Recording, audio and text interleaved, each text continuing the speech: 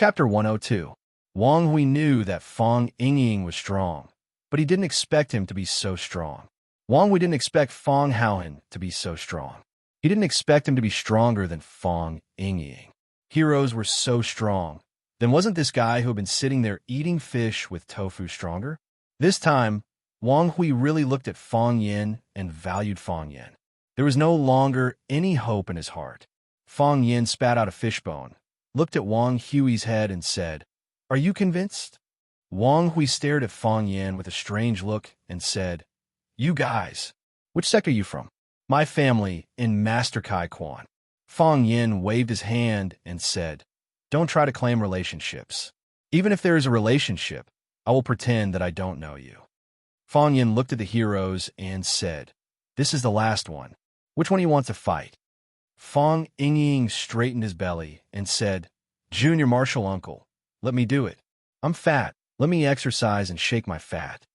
"Then you do it," Fong Yin said indifferently. There was no need to argue or hesitate over such a small matter. So, under the envious gaze of Fong Haohan, Fong Yingying stood in front of Wang Hui valiantly. Fong Yingying looked back at the table and said, "Let's hurry up. I'm in a hurry to eat." Wang Hui was hurt again.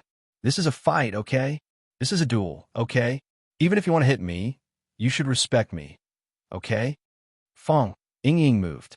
His body rushed straight to Wang Hui, as if he wanted to knock him down with his more than 180 kilograms of fat. Wang Hui's eyes were fierce. He gathered his strength and hit Fong Yingying's head with the fishbone in his hand. Fong Yingying's head was big and fat, so he was the perfect target. Whoosh! When Fong Yingxiong was about to get close to Wang Hui, he suddenly landed on one foot and turned 180 degrees. Can you imagine the scene of a chubby man dancing Little Swan on one foot? Yes, that was what Fong Yingying did. With a quick but definitely not beautiful turn, he easily dodged Wang Hui's fist attack and jumped to Wang Hui's side. Wang Hui quickly turned around and struck Fong Yingying's chin with an uppercut. In his opinion, his reaction could already be described as lightning fast. However, he was still a step too late. Halfway through his turn, Fong Yingxiong ruthlessly punched him in the ribs on his left side. Absolute speed suppression. In the face of Fong Yingying's double speed, Wang Hui was completely useless. He only felt his ribs go numb in an instant, followed by tearing pain. As Wang Hui's body fell to the left, Big Fatso Fong Yingying jumped up and kicked him in the waist. At this time, the difference in speed between the two was even more obvious. Wang Hui only did a simple uppercut, but Fong Yingying had already done several moves in a row. Clang! Wang Hui's fallen body smashed a three-legged stool. The stool went under the table and slammed into the wall. Oomph! Only then did Wang Hui cry out in pain. His head hit the chair and the skin broke. Blood seeped out and quickly soaked his short hair red. Fong Yingying pulled Wang Hui's leg and dragged his body away from the table. Then he sat back in his original position and shouted, "Fong Haohan, eat slowly. You've eaten all the fish." Everyone would have more or less the desire to destroy in their heart. Sometimes they would inexplicably want to smash everything in front of them. Because of the arrival of the heroes, Fong Yin was in a bad mood today.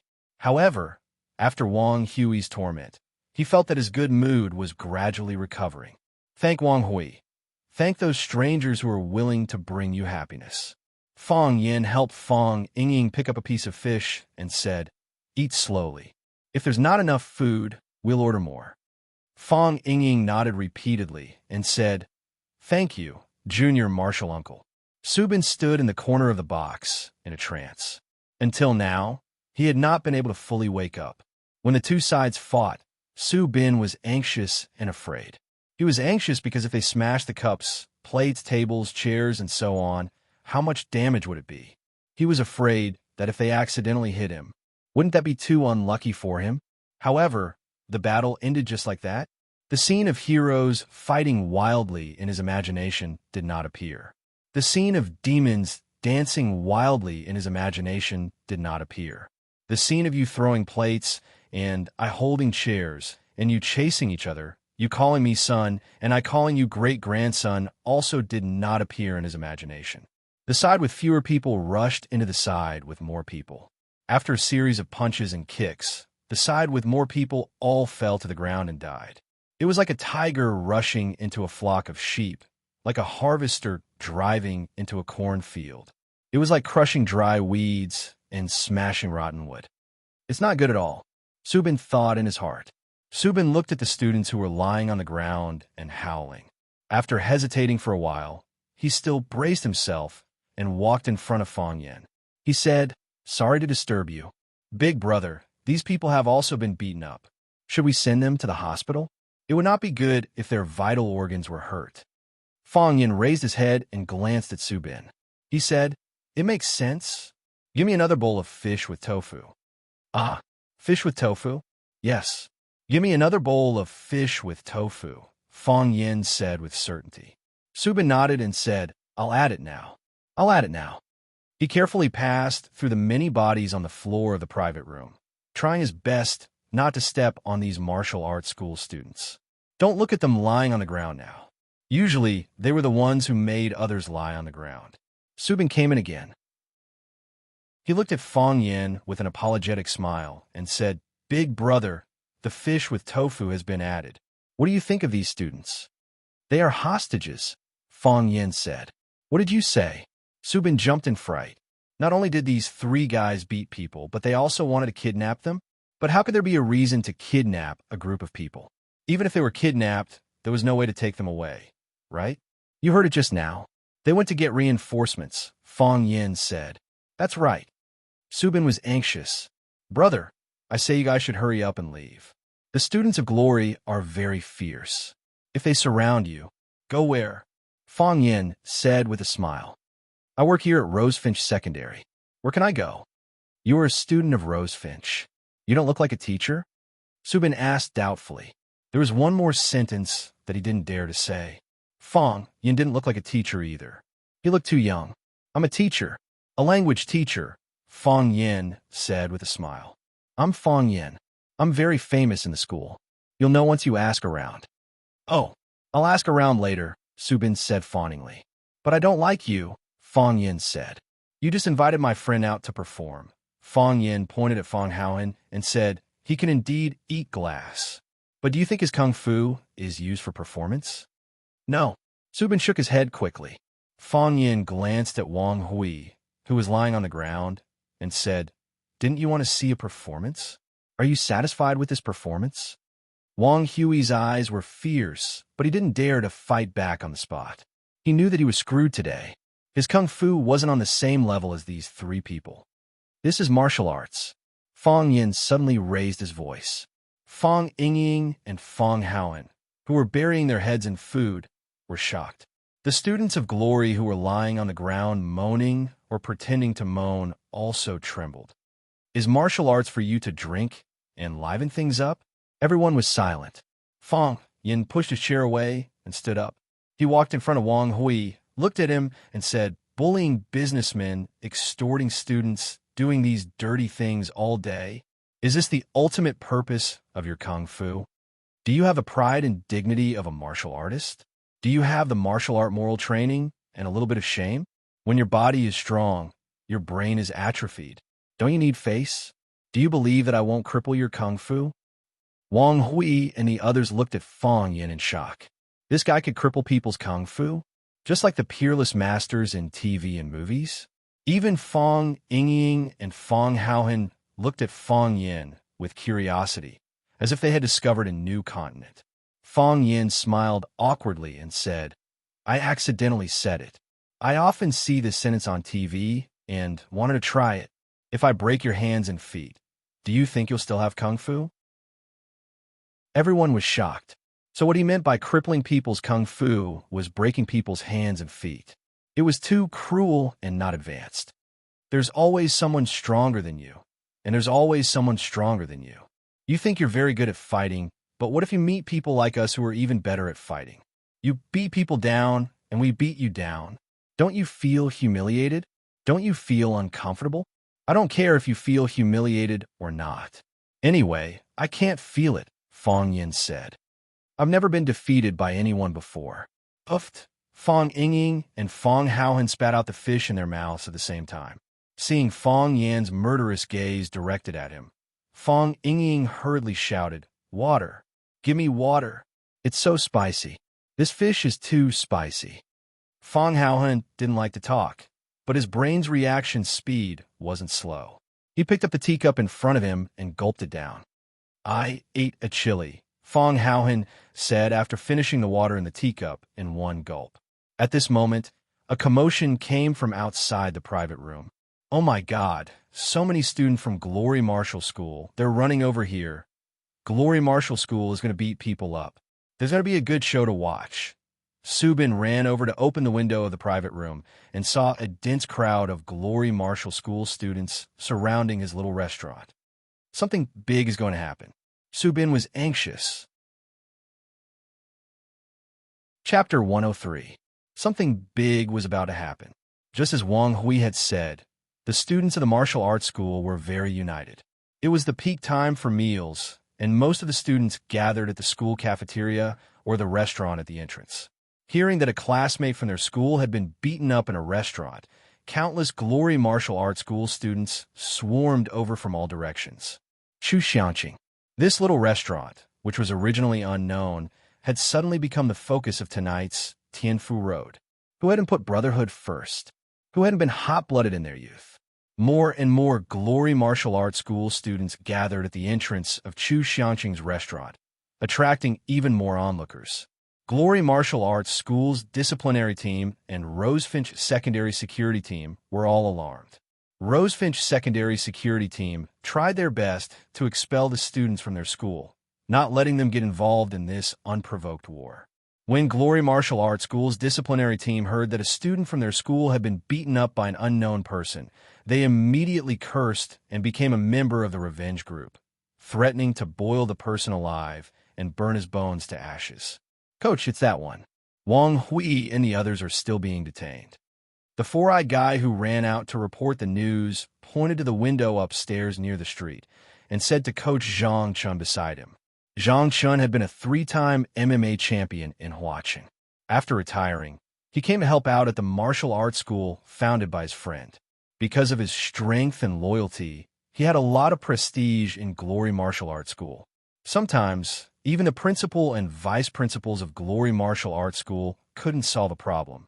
As long as they pushed him out, they would get a satisfactory answer. Zhang Chen had a bad habit, and that was drinking. Every time he drank, he would get drunk. Because of drinking, he would miss a lot of things.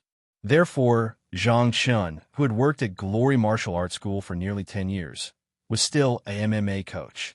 Of course, he had been a trainee, then a senior, and now an ace. It could be considered a small upgrade.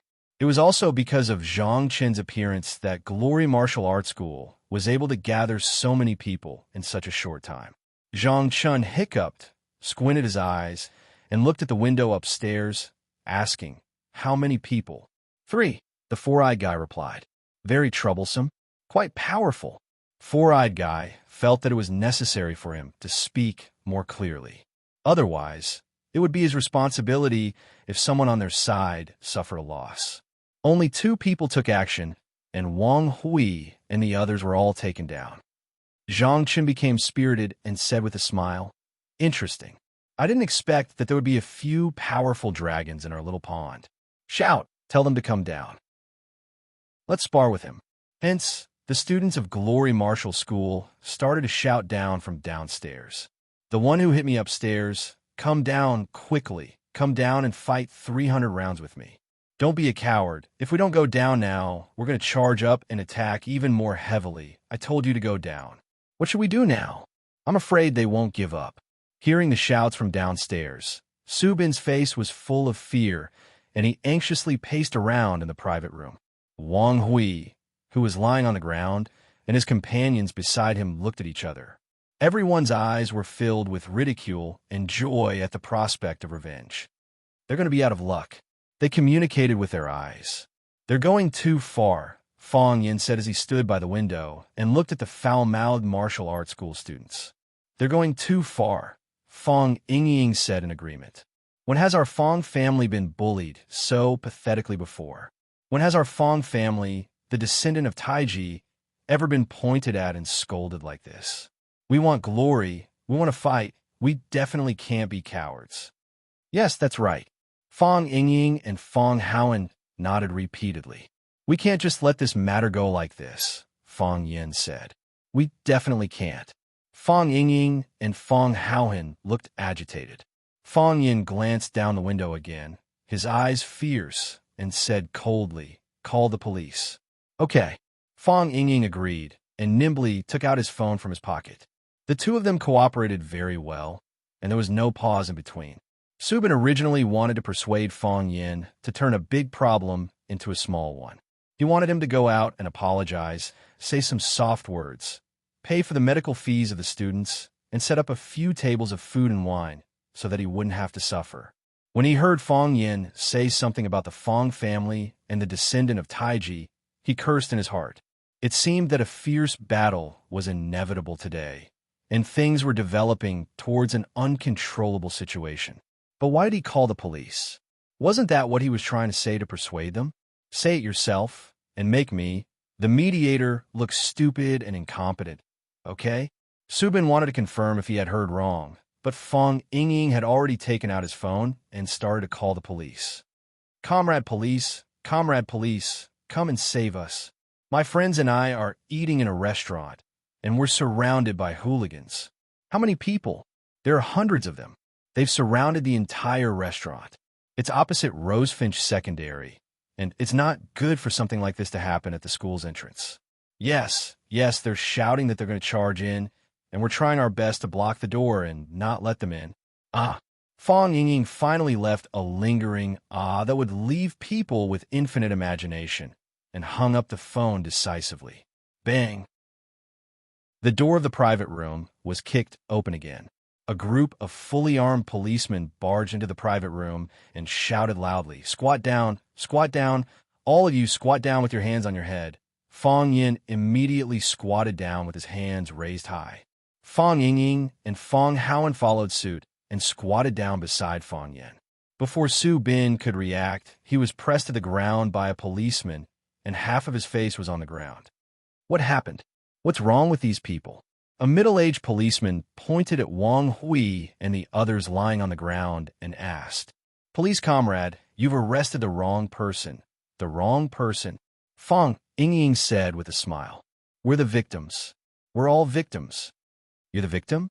The middle-aged policeman's eyes were full of hostility as he looked at the little fatso. "You're the victim. What are they?" "They're the perpetrators," Fong Yingying said as a matter of fact. "They rushed into the private room and wanted to beat people, but we intercepted them." "Beat who?" "Me," Fong Yingying said. He pointed at Fong Yin and Fong Haoan and said, "They wanted to beat them."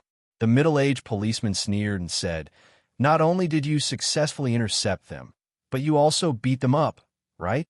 "Yes, that's it," Fong Yingying nodded and said. He thought that the quality of the police nowadays was still very high.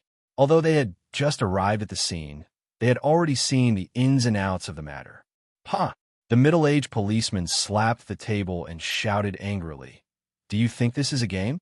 They had so many people to beat you, but in the end they were beaten to this state?" "That's the truth," Fong Yin said. "They came over and wanted to beat people, but we successfully defended them. After they lost, their classmates surrounded the restaurant. They were all students from Glory Martial School." Fong Yin had a general understanding of Glory Martial School, but he knew that to be able to rush over so quickly after they called the police, it was obvious that the police station wasn't far from here. They should have a clearer understanding of Glory Martial School. Hearing Fong Yin's words, the middle-aged policeman's face calmed down a little. "I can't just listen to what you say. We will investigate this matter clearly." "We still have evidence," Fong Yin said. He pointed at Fong Yingying and said, "It was my friend who called the police. You can check the number of the police at the manual desk." The middle-aged policeman nodded to a young policeman beside him, and that policeman immediately made a phone call to inquire. Very quickly, the number of the police was reported back by the manual desk. As soon as they made another call, the phone in Fong Yingying's pocket rang. "I have other evidence," Fong Yin said. He took out his phone from his pocket and played the video. He pointed at the scene of Glory Marshall School students standing downstairs and shouting crazily, and said, "Look, look! Are these students proper? How can they treat a teacher like this? Even if I'm not a teacher, they can't scold me like this, right? If I had impulsively run down, wouldn't someone have died tonight?" From the standpoint of a teacher, we naturally want to protect our students from any harm. However, we can't just leave them be. Otherwise, these students, wouldn't that increase your workload in the future, right? I can't watch helplessly as my students fall to such a state. You're a teacher? The middle-aged policeman looked at Fong Yin and asked. "Yes, my name is Fong Yin. I'm a language teacher at Rosefinch Secondary," Fong Yin said. He knew that most of the time, the outside world still had a good impression of the profession of a teacher. The middle-aged policeman was overjoyed. He pointed at Fong Yin and said with a smile, "Your teacher, Fong Yin? Teacher Fong Yin from Class 9? You know me?" Fong Yin asked curiously. "Xiao Lei, Class 9 student. You know Mr. Fong, right?" Fong Yin carefully sized up the middle-aged policeman in front of him. He saw that this person's facial features were somewhat similar to Xiao Lei's. He said happily, "You're Xiao Lei's father?" Xiao Zhenye smiled awkwardly and said, "I'm Xiao Lei's uncle. His parents work abroad and rarely come back. Xiao Lei lives at my house. He often tells me about Mr. Fong's heroic deeds. These guys actually bullied Mr. Fong. They're really looking for death." "I see," Fong Yin said with a smile. Tonight's incident, Xiao Zhenye glanced at Wang Hui and the others and said, "Students of Glory Martial Arts School treat fighting as their daily routine. It's not the first time we've dealt with this kind of thing. Mr. Fong, don't worry. Leave this matter to us." "You've worked hard," Fong Yin said gratefully. Wang Hui and his classmates were taken away by the police. At the same time, Glory Martial Arts School's coach, Zhang Chun, who gathered the crowd to cause trouble, was also taken away. Because those students were brought here by him, they were also loudly cursing at his request. Glory Martial Arts School students were like a group of dragons without a leader.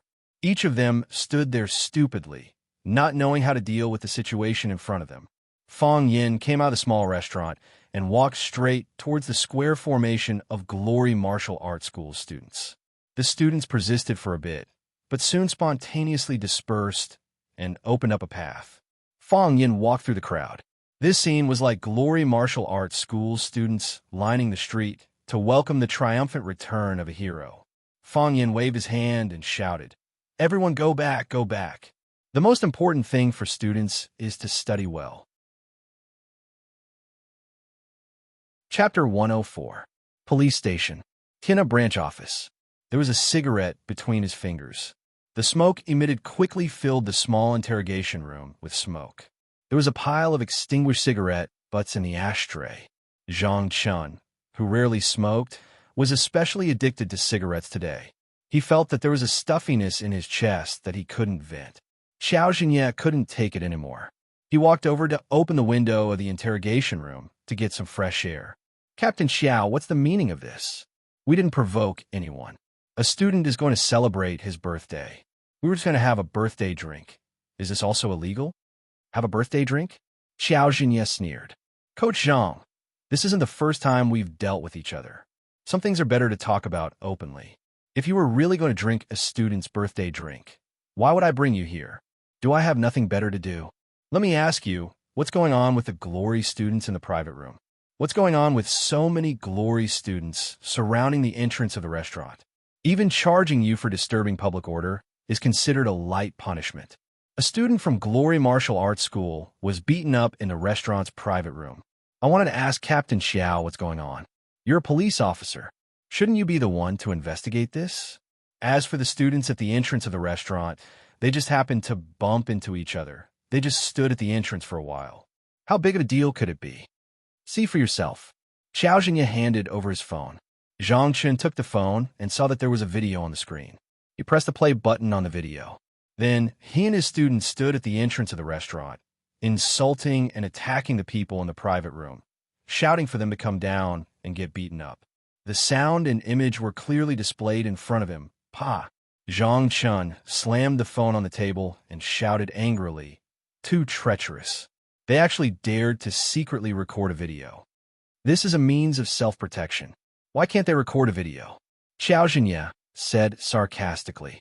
He picked up his cell phone from the table and said, "My wife bought this cell phone for me. If I break it, you have to compensate me." Zhang Chun sighed and said, "Senior Marshal brother, I was tricked this time. You have to think of a way to help me." "Help you?" Xiao Zhinya sneered. "The witness and material evidence are all here. If we don't handle this fairly, won't they have anything to say? Besides, I can't do something like siding with your glorious martial school. Don't you know the morals of your glorious martial school, students?" Xiao Zhinya and Zhang Chun were from the same sect, but the paths they took were completely different. Zhang Chun was more talented than Xiao Zhinya in Sanda boxing. After winning several championships in Sanda, he went to Glory Martial Arts School to be a coach. On the other hand, Xiao Zhinya quit early and relied on his own efforts to become a police officer. After many years of hard work, he had become the squadron leader of the Tianhe police station. His rank wasn't too high, but he had a lot of power. Zhang Chun frowned and said, "What's the background of the other party? You didn't even know who they were, and you want to beat them up with so many people?" Xiao Zhinya said, suppressing his anger. "I drank a lot at that time. Someone ran over and said that a student from the martial arts school was beaten up. I slammed the table and yelled for my brothers to come with me to get back at them. In the end, so many people came," Zhang Chun said with some regret. "You also know my temper. It's easy to mess things up when I drink too much. You know that it's easy to mess things up when you drink too much, yet you don't quit drinking?" Zhang Chun smiled bitterly. He touched his ribs and said, "I can't. It hurts here." The knife wound back then was too vicious. Xiao Zhinya knew about Zhang Chen's past. He sighed softly and said, "The person in the private room is Fong Yin, a teacher at Rosefinch Secondary." "Fong Yin?" Zhang Chun thought about it a few times and said, "This name sounds familiar. I should have heard of it somewhere." "You must have heard of it," Xiao Zhinya said with absolute certainty. "A few days ago, a Japanese inspection group came to Rosefinch Secondary. One of the Japanese students cheated in a fencing competition and angered Mr. Fong. He jumped up and sent the person flying. My nephew told me dozens of times. I've heard of his name. Your Glory and Rosefinch are so close. How could you not have heard of him?" Zhang Chen suddenly understood and said, "So it's him. It's rumored that he's amazing. I was going to go and challenge him." "What did you say?" Xiao Zhinya was furious. "It's just a spar," Zhang Chun said indifferently. "You know how I am. I have good wine and a good opponent. If I don't enjoy myself, it'll be worse than killing me. What if he doesn't want to compete with you? Then I'll force him to compete with me." Zhang Chun: "Brother, you can't persuade me on this. Fong Yin originally wanted to live with a beauty, but now a hero came." Lu Chaoga's courtyard had 2 bedrooms. In order to repay Lu Chaoga's selfless help, Fong Yin once proposed to each live in a room with her. Lu Chaoga refused, but the hero readily agreed. The hero's residence was settled, but Fong Yin had a new problem to worry about. What should he do in the future? He had to find a job for them. Otherwise, how could his salary be enough to support the expenses of the 3 of them if they were to sit idle and eat? Besides, his drunkard senior brother had asked the heroes and warriors to look for him because he wanted the 2 of them to gain experience in society. How could they gain experience? It was obviously impossible for them to perform on the streets and eat glass as a street performer. He could ask them to be security guards for Rosefinch, but the school wasn't hiring. Fong Yin thought about it, but he still couldn't think of a feasible way. Thus, he found his phone and dialed Lu Xiaoga's number. Lu Xiaoga's voice was a little hoarse. He didn't know if it was a throat problem or a cold. "What's the matter?" Lu Xiaoga asked. "Principal Lu, did I disturb your rest?" Fong Yin asked with a smile. "Tell me, here's the thing. I have 2 friends coming from their hometown to find me. I want to find a job for them. But you know, I'm not familiar with watching. How can I find a job for them? So I want to ask Principal Lu for help. You have a lot of connections.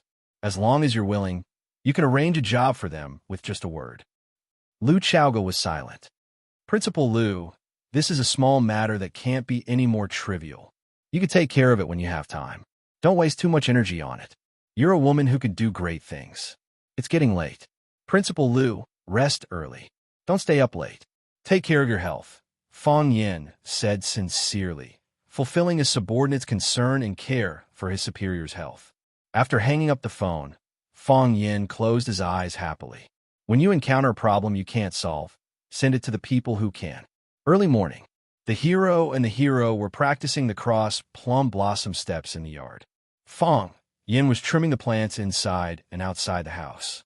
This was one of the 3 conditions that Lu Chaoga put forward when she borrowed the house from him. He couldn't let this woman have an excuse to take back the house. The 3 of them were covered in hot sweat. After returning to their rooms and taking a shower, Fong Yin poured the medicinal concoction that he had brewed on the stove into a thermos cup. He waved at the heroes and warriors and said, "Let's go and have breakfast." So, the hero and the hero quickly followed. They were already hungry. After eating breakfast in the school cafeteria, the hero and the hero went back to practice. Fong Yin walked to the administrative building with the thermos cup. At the door of Lu Chaoga's office, Fong Yin took the initiative to greet the beautiful secretary, Xiao Meng. "Good morning, Xiao Meng." "Good morning, Mr. Fong." Xiao Meng saw the thermos cup in Fong Yin's hand and asked with a smile, "Is this a breakfast of love for me?" Fong Yin shook his head and asked, "Has Headmaster Lu come to work yet?" "I just came in." Xiao Meng looked at Fong Yin and asked with a surprised face, "Are you going to give Headmaster Lu breakfast?" Headmaster Lu Chaoga was the famous ice queen of the school. She had never been close to any young man. Did Fong Yin want to pursue Headmaster Lu? Wasn't this guy's gets a little too fat? Fong Yin waved his hand and said, "What does a child know?" Fong Yin didn't care what Xiao Meng was thinking. He went over and knocked on the door of Lu Chaoga's office. "Come in, please." Lu Chaoga's voice came out. Her voice was hoarse, not as concise and crisp as usual. When Fong Yin pushed the door and entered, Lu Chaoga was standing in the corner and trimming a potted plant. Fong Yin said with a smile, "Headmaster Lu really loves flowers. Among the people I know, you're the first." Lu Chaoga was wearing a black professional suit. Inside the tailored uniform was a snow-white vest. The outer coat was serious, and the inner lining was relaxed. It didn't look old-fashioned or too casual. Lu Chaoga was a natural clothes rack. Of course, the key was that she had a good-looking face. A good-looking person would look good in any clothes. The scissors in Lu Chaoga's hand stopped. She turned to look at Fong Yin and asked, "What's the matter?" "Headmaster Lu, I called you last night and heard something wrong with your voice. I chose a few Chinese herbs and made a pot of herbal tea for you. This tea can cure the early cold, moisturize the heart and lungs, and protect the throat. Try it. If the effect is good, I'll make a few more pots for you." Headmaster Lu stared at Fong Yin calmly and didn't speak. Fong Yin handed over the teacup and said, "Headmaster Lu, don't worry. I didn't make medicine for you to ask you to do something for me. I just respect your character and thank you for your care and care for me all the time." Lu Chaoga took the thermos and looked at Fong Yin and said, "Thank you for your medicine. I can't do it for you." Chapter 105. The wicked will be tortured by the wicked, and the bitch will not let him take advantage of anything. This was the only way that Lu Chaoga could think of to deal with people like Fong Yin. Looking at Fong Yin's stunned expression, Lu Chaoga asked, "Is there anything else?" "No," Fong Yin said. "Nothing. I'm very busy." Lu Chaoga waved the scissors in her hand and gave a euphemistic order for him to leave. "Oh, yes, Principal Lu is very busy, and I happen to have classes in the first 2 periods." Fong Yin only then reacted, "I still have to go to class with the students, so I won't bother Principal Lu." He looked at the thermos cup in Lu Chaoga's hand and said, "Principal Lu, you must drink this medicinal tea while it's hot. Don't forget." "I'll remember," Lu Chaoga said expressionlessly. "Then I'm really leaving." Fong Yin smiled shyly and turned to walk out of Lu Chaoga's office. When Xiaoming saw Fong Yin come out, her first reaction was to see if his hands were empty. When she found that the thermos cup in Fong Yin's hand had disappeared, her eyes widened, and she asked in surprise, "Fong Yin, Principal Lu, she should." Fong Yin made a shushing gesture to her and whispered, "It's good that you know. Don't say it." Xiaoming nodded and looked at Fang Yin with a complicated expression. Originally, she had some small admiration and intentions for Fang Yin. She thought that with more and more contact, they would slowly become an enviable couple. Unexpectedly, Fang Yin's target turned out to be her boss and idol, Principal Lu Chaoga. Why did Principal Lu accept his breakfast of love? She had never accepted gifts from men. In the past, when someone sent her expensive flowers or potted plants, she directly handed them to the office to deal with. She looked at Fang Yan's receding figure and felt a little sour in her heart. It was as if he had just eaten an unripe green date. Lu Chaoga didn't know what the two young men and women were thinking. She put the thermos cup that Fang Yin had brought over on the windowsill, and then continued to trim the welcome pine with scissors. In fact, Lu Chaoga didn't like the welcome pine tree because there were too many people there. It had almost become a standard feature of a company or business owner's office. No matter how elegant an object was, as long as many people owned it, it would become vulgar. For example, RMB. Everyone was playing with it, and everyone liked it. However, everyone felt that it was too tacky to talk about money. But if you have a big carat diamond or a rare gem in your hand, then no matter how noble the occasion is, it will not be demeaning to speak of it or show it. It will only add to your endless elegance. However, this welcome pine tree was very different from other welcome pine trees. The welcome pine tree, which was commonly seen in the market, would try to stretch out its branches and leaves, like people stretching out their arms to welcome guests from afar. When Lu Chaoga found this welcome pine tree in the flower market, it was abandoned in the corner by its owner. The reason why it was abandoned was that it didn't have branches to extend out to welcome guests. Who would buy a welcome pine tree that didn't want to welcome guests? However, Lu Chaoga fell in love with it at first sight. She felt that this welcome pine tree, which didn't look luxuriant and too straight without branches, looked like a person. Fang Yin. In the Taekwondo dojo, Fang Yin was infuriated by Chiba Haomu and suddenly jumped out to beat him up. After beating him up, he stood alone in the center of the dojo with a thin body and a cold expression. Didn't he look exactly like this welcoming pine? The welcome pine tree she trimmed was not willing to extend its arms and bow to welcome guests. Who had Fang Yin ever welcomed? 10 minutes later, Lu Chaoga put down the scissors and carefully looked at the work she had just finished. There were still some flaws, but it was time to go to work. She liked flowers and potted plants, but she would never use her working time to do these things. Most of the time, she used the time before work or during her break. Lu Chaoga put the scissors on the windowsill and went to the bathroom to wash her hands. Then she sat on the chair and began to work. Every morning when she worked, she would first deal with the emails from the day before. This was a habit she had developed when she worked in the United States. Her throat was extremely itchy, so she immediately covered her mouth with a tissue and coughed. She coughed so hard that it seemed like her lungs would never stop. Her face turned purple, and she was worried that she would vomit her lungs out if she opened her mouth. She took out some cough water from her bag and was about to spray it into her mouth, but she stopped just in time when she was about to press it. Her eyes turned to the purple thermos on the windowsill again. It stood there quietly, not at all as ostentatious and strange as its owner. After hesitating for a while, Lu Chaoga walked over, picked up the thermos, and unscrewed the cap. It wasn't like what she had imagined, where she could smell an unpleasant herbal smell when she opened the lid. Not only was it not unpleasant, but there was a fragrance of herbs. The medicine was not the black color she was familiar with, but a translucent orange-yellow color. It was like the first brew of ripe poo or tea soup. Is this medicine or tea?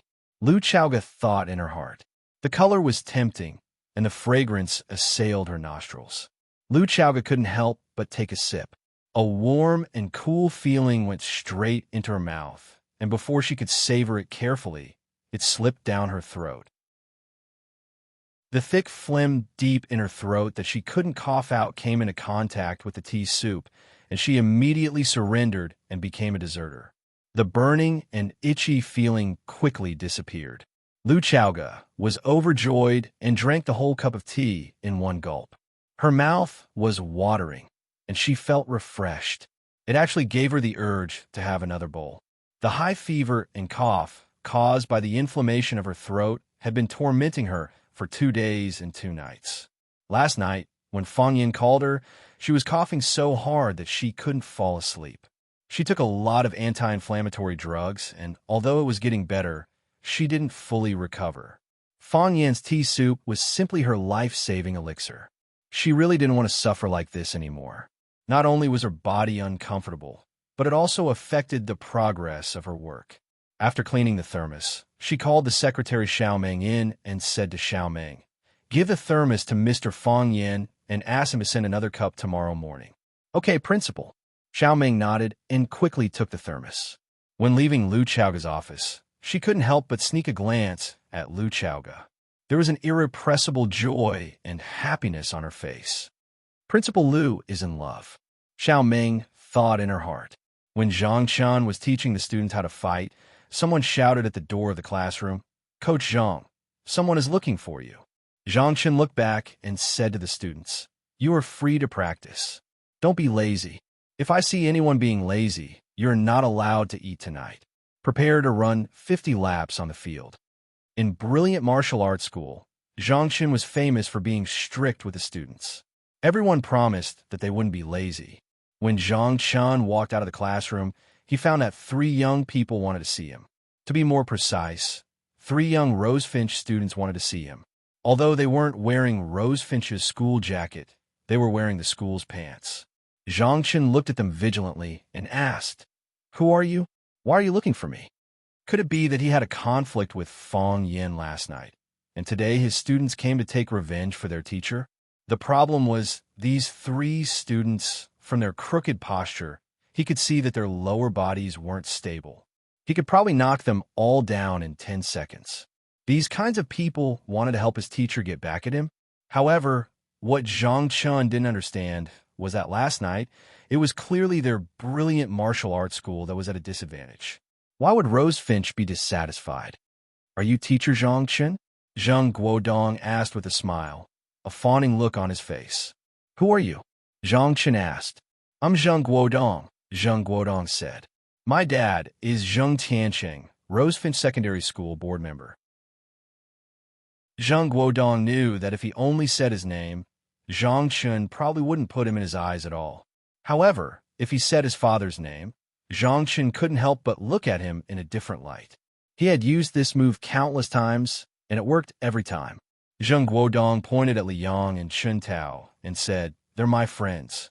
Why are you looking for me?" Zhang Chen was even more confused. Why was Zheng Tianqing's son looking for him? To recruit him as a bodyguard? "We heard about what happened last night," Zheng Guodong said. Zhang Chen frowned and said, "What? You want to take revenge for your teacher? I'm afraid the 3 of you aren't qualified, right?" "Teacher Zhang, you misunderstood," Zheng Guodong explained with a smile.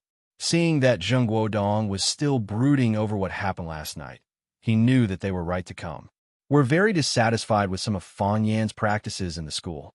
This guy's a beast in human clothing. On the surface, he says one thing, but in the dark, he does another. The teachers and students in the school don't like him. We think if Teacher Zhang wants to find Fang Yin to compare notes, we can help to provide some convenience. If Teacher Zhang needs, we can even trick him to come out to the place you specify."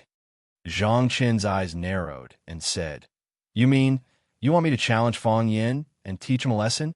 Is that right? You're his students?"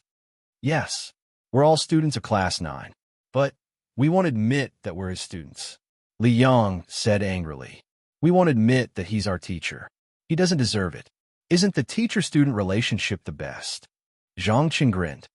"It's not that he doesn't deserve it. It's that you don't deserve it."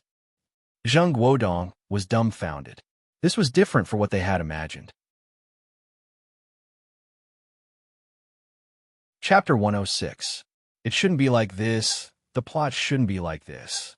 This morning, when Zheng Guodong, Li Yang, and Chun Tao heard about the conflict between Fang Yin and the students of Glory Martial Arts School while eating in Chu Xiangqing, and how the ace coach of Glory Martial Arts School, Zhang Chen, brought many students to surround a restaurant, and how the police came out to take the troublemakers away, they immediately made detailed and accurate fantasies and deductions about the subsequent development of this matter.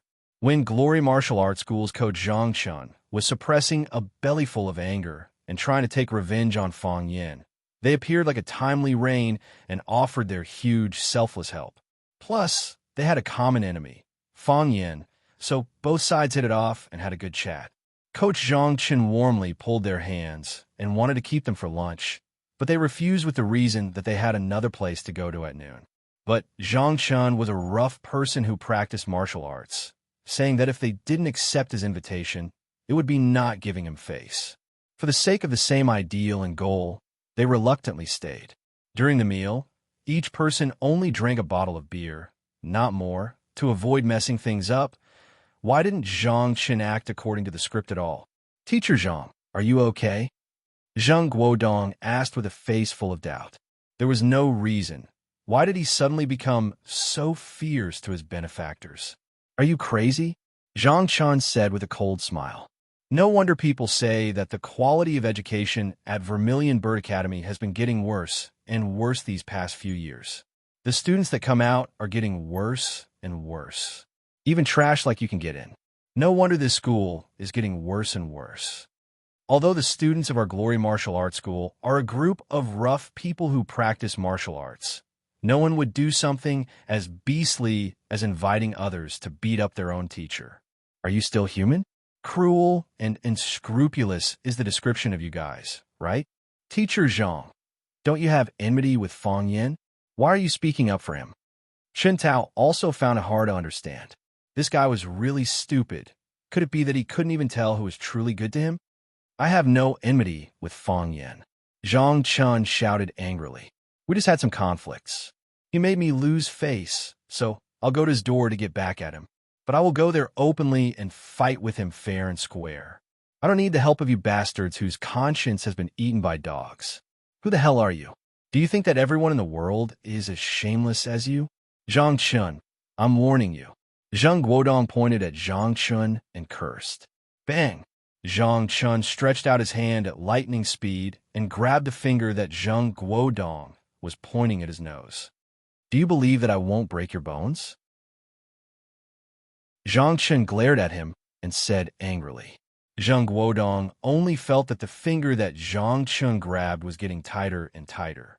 It was burning with pain, as if it was about to be squeezed off. Seeing Zhang Chun's terrifying appearance that looked like he was about to bite someone, Zhang Guodong began to feel fear from the bottom of his heart. His face was pale, and he said shakily, "Don't help. If you don't want us to help, then forget it. We were just saying." Zhang Chun grabbed Zhang Guodong's finger and didn't let go. His sharp eyes stared into Zhang Guodong's eyes, as if he was considering whether or not to break his finger. "Hurry and let go of Zhang. Don't bring trouble to yourself and the school." Liang shouted anxiously. "Zhang Chun, if you dare to touch Zhang, don't think about continuing in glory. Glory will also be out of luck." Chen Tao also threatened. Zhang Chun forcefully pushed with his palm. Zhang Guodong's body couldn't bear the weight and fell on his butt. "Scram!" Zhang Chun roared. He really couldn't beat up an outsider in Glory Martial Arts School. If he did that, he wouldn't be able to continue as an instructor, and Glory Martial Arts School would also have to bear responsibility. The school's principal treated him like a brother, so he couldn't harm his own brother. Liang and Chen Tao hurriedly ran over to help Zhang Guodong up. Zhang Guodong swung his finger that was about to deform and looked at Zhang Chun with a venomous gaze. He brought his two followers and ran towards the school gate. "Sick," they scolded from afar. Zhang Chun sneered and said, "You guys are the sick ones, and quite sick." A few martial arts school students ran over and asked, "Instructor, where did those three brats come from?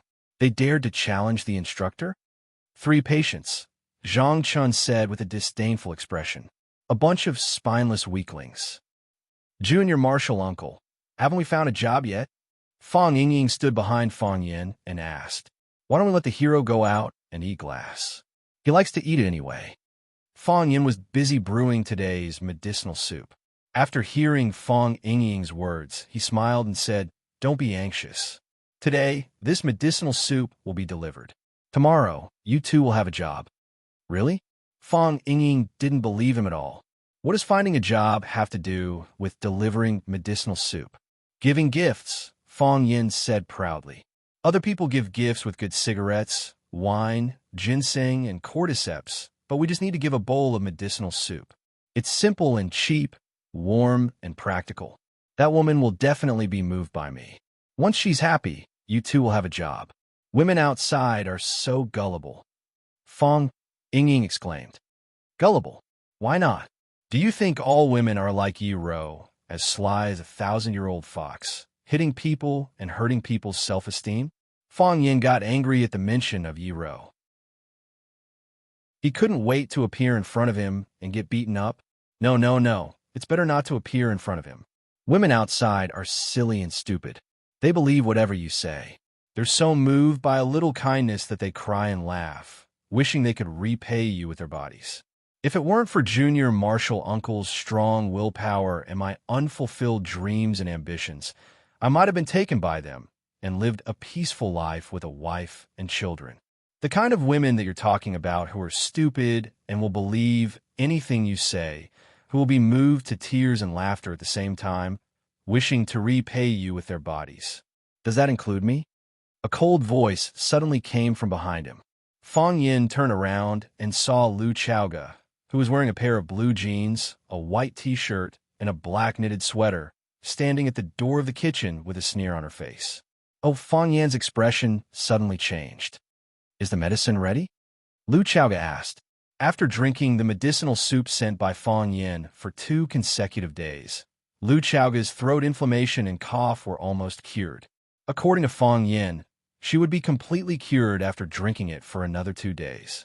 Besides, the medicine soup could remove some toxins in her body, which was good for her body. However, Fong Yin sent medicine to Lu Chaoga in the early morning for 2 consecutive days, which attracted some criticism in the office of the administration building. There were even rumors that they were in love.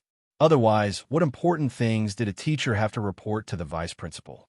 Did they have to meet in the office every morning? Lu Chaoga didn't go directly to the office of the administration building today.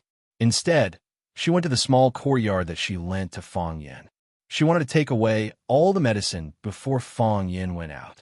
In this way, she could avoid the need for Fong Yin to go to the office to send medicine to her and eliminate the speculation about their relationship. Unexpectedly, she happened to hear Fong Yin's wise words at the door of the kitchen. Was her behavior so retarded during this period of time? Did she become a heavenly idiot in his eyes? Done. Fong Yin swallowed a mouthful of saliva and nodded. Lu Chaoga handed over the thermos flask in her hand and said, "Give it to me." Fong Yin deftly poured out the medicine in the crock and carefully poured it into the thermos flask. Lu Chaoga took the thermos flask and turned to leave. That, Fong Yin felt that he should explain. No need to explain, Lu Chaoga said without turning her head. All your explanations are just to cover up. Clang. The wooden door of the small courtyard was closed by Lu Chaoga.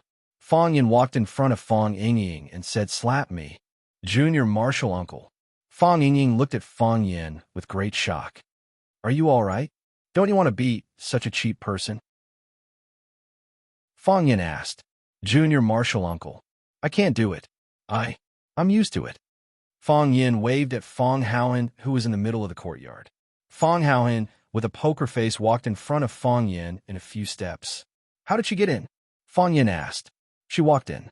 Fong Haohan answered honestly. "I'm asking how she walked in." Fong Yin was angry.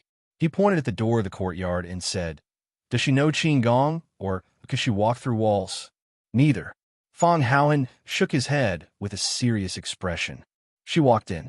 You opened the door for her, didn't you?" Fong Yin had to make the question clearer. This guy didn't understand the subtext of his words at all. "Yes." Fong Haohan nodded.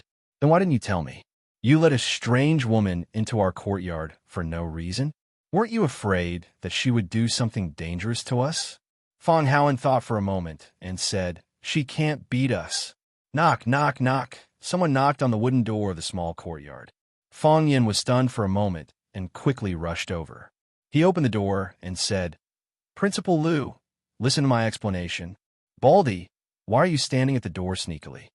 Baldy felt very wronged and explained, "I'm just standing at the door. I'm not sneaky." He took out a paper card that looked like an invitation and handed it over. He said, This is a letter of challenge from someone else. Fong Yin turned around and said, just say you didn't see me. Chapter 107. Zhang Chun. Fong Yin looked at the name inscribed on the back of the challenge and asked in surprise, I don't know him. Why did he hit me? The corner of Baldy's mouth twitched, and he said, he didn't hit you. He wanted to compete with you. Do you think I'm stupid? Fong Yin sneered. I just had a conflict with Glory Martial School, and now they're sending me a challenge. Don't they just want to beat me up after defeating me? They're doing it for revenge, and they're finding a dignified excuse for it. This kind of hypocritical and cunning villain, I don't even want to fight with him. Baldy thought about it, and it really did seem like it. Mr. Fong really understands human nature. You can predict things like a god. Baldy grinned, revealing 2 rows of neat yellow teeth. If it were me, I would do the same, Fong Yin said. Fong Yin handed the challenge back to Baldy and said, just pretend you didn't see me. No way, no way. Baldy waved his hand to refuse. Zhang Chun came early in the morning, and he's been waiting in front of our security office for an hour. He said if you don't accept the challenge, he won't leave. Fong Yin said indifferently, if he doesn't want to leave, then he won't leave. He can stand for as long as he wants. The land and sunlight are all free. If you're in a good mood, pour him a glass of water. If you're in a bad mood, talk to him more and waste his saliva. If he's thirsty, he'll naturally go back. He's a living person, standing there all the time. How bad would that be? That's the job of your security office. Just chase him away on the grounds that he's affecting the security office and polluting the eyes of the students. You said the students are scared when they see him. He won't leave, Baldy said with a bitter smile. If it was someone else, we could think of a way to send him away. But if it's Zhang Chun, we really can't do that. Fong Yin looked at Baldy doubtfully and asked, how much do you know about him? Zhang Chun is a brilliant and famous martial arts madman. In the beginning, in order to compete with a Wing Chun master, he followed him for more than a month. When others were eating, he would sit and eat. While others were receiving guests, he stood at the side and listened. Wherever others went, he followed. That expert couldn't stand it anymore. I had no choice but to agree to his request. What was the result? Fong Yin asked. I don't know. Baldy shook his head. They are competing in secret. We don't know the result. There's no news about it. You mean I have no choice but to accept it?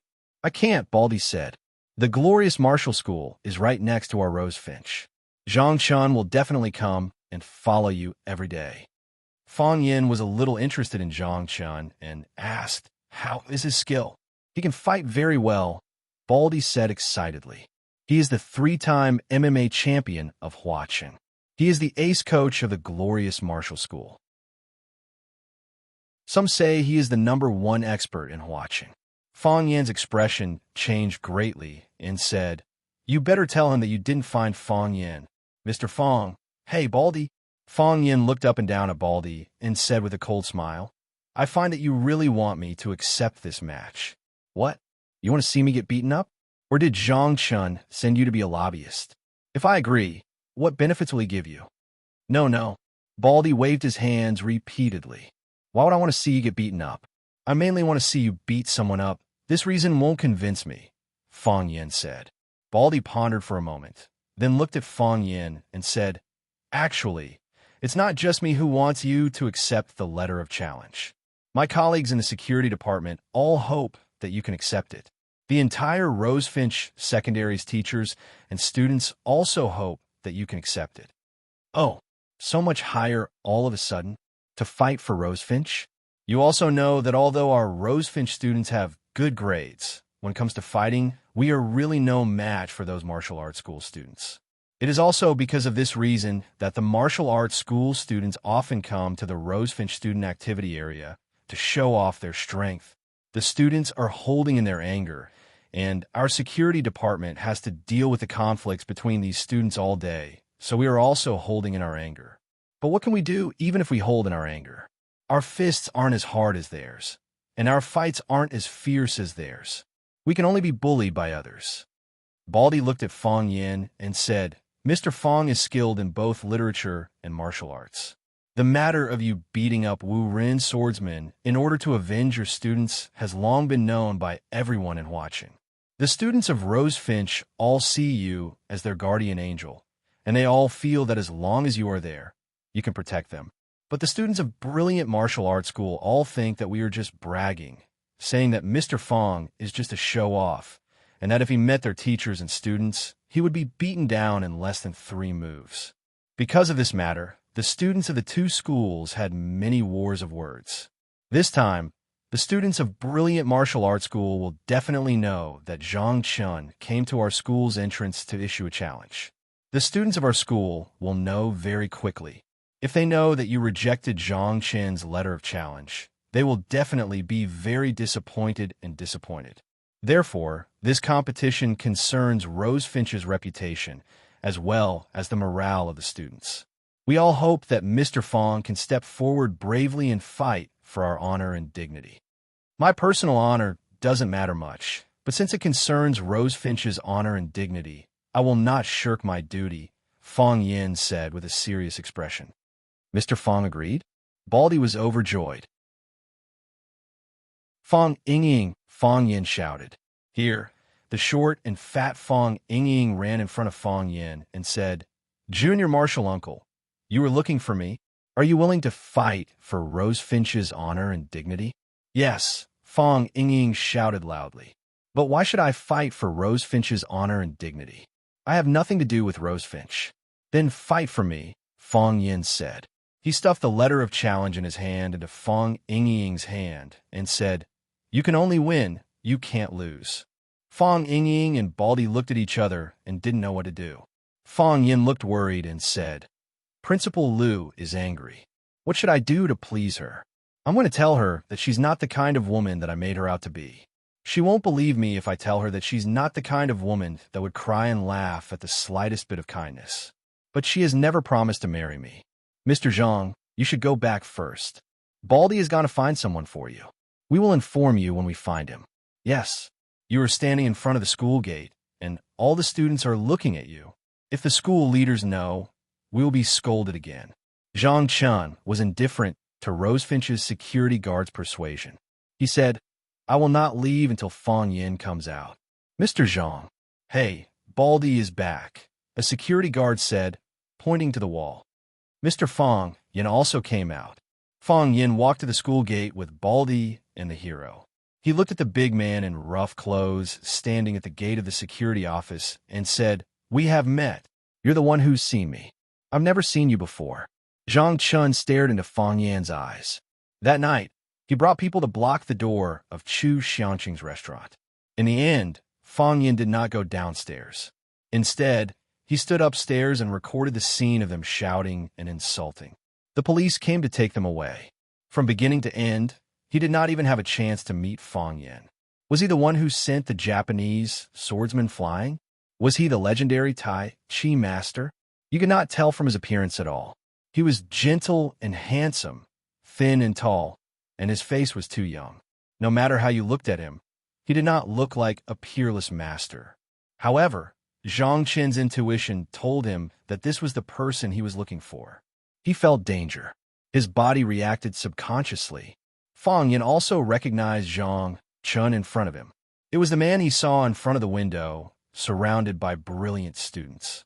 He said with a smile, So it is you? I even took a photo of you. Zhang Chun felt a pain in his chest, as if he had been stabbed on the spot. He said yes. Those photos are still in the police station. You see, you already have a criminal record in the police station. You still want to hit me. Isn't it too risky? Fong Yin said with a smile.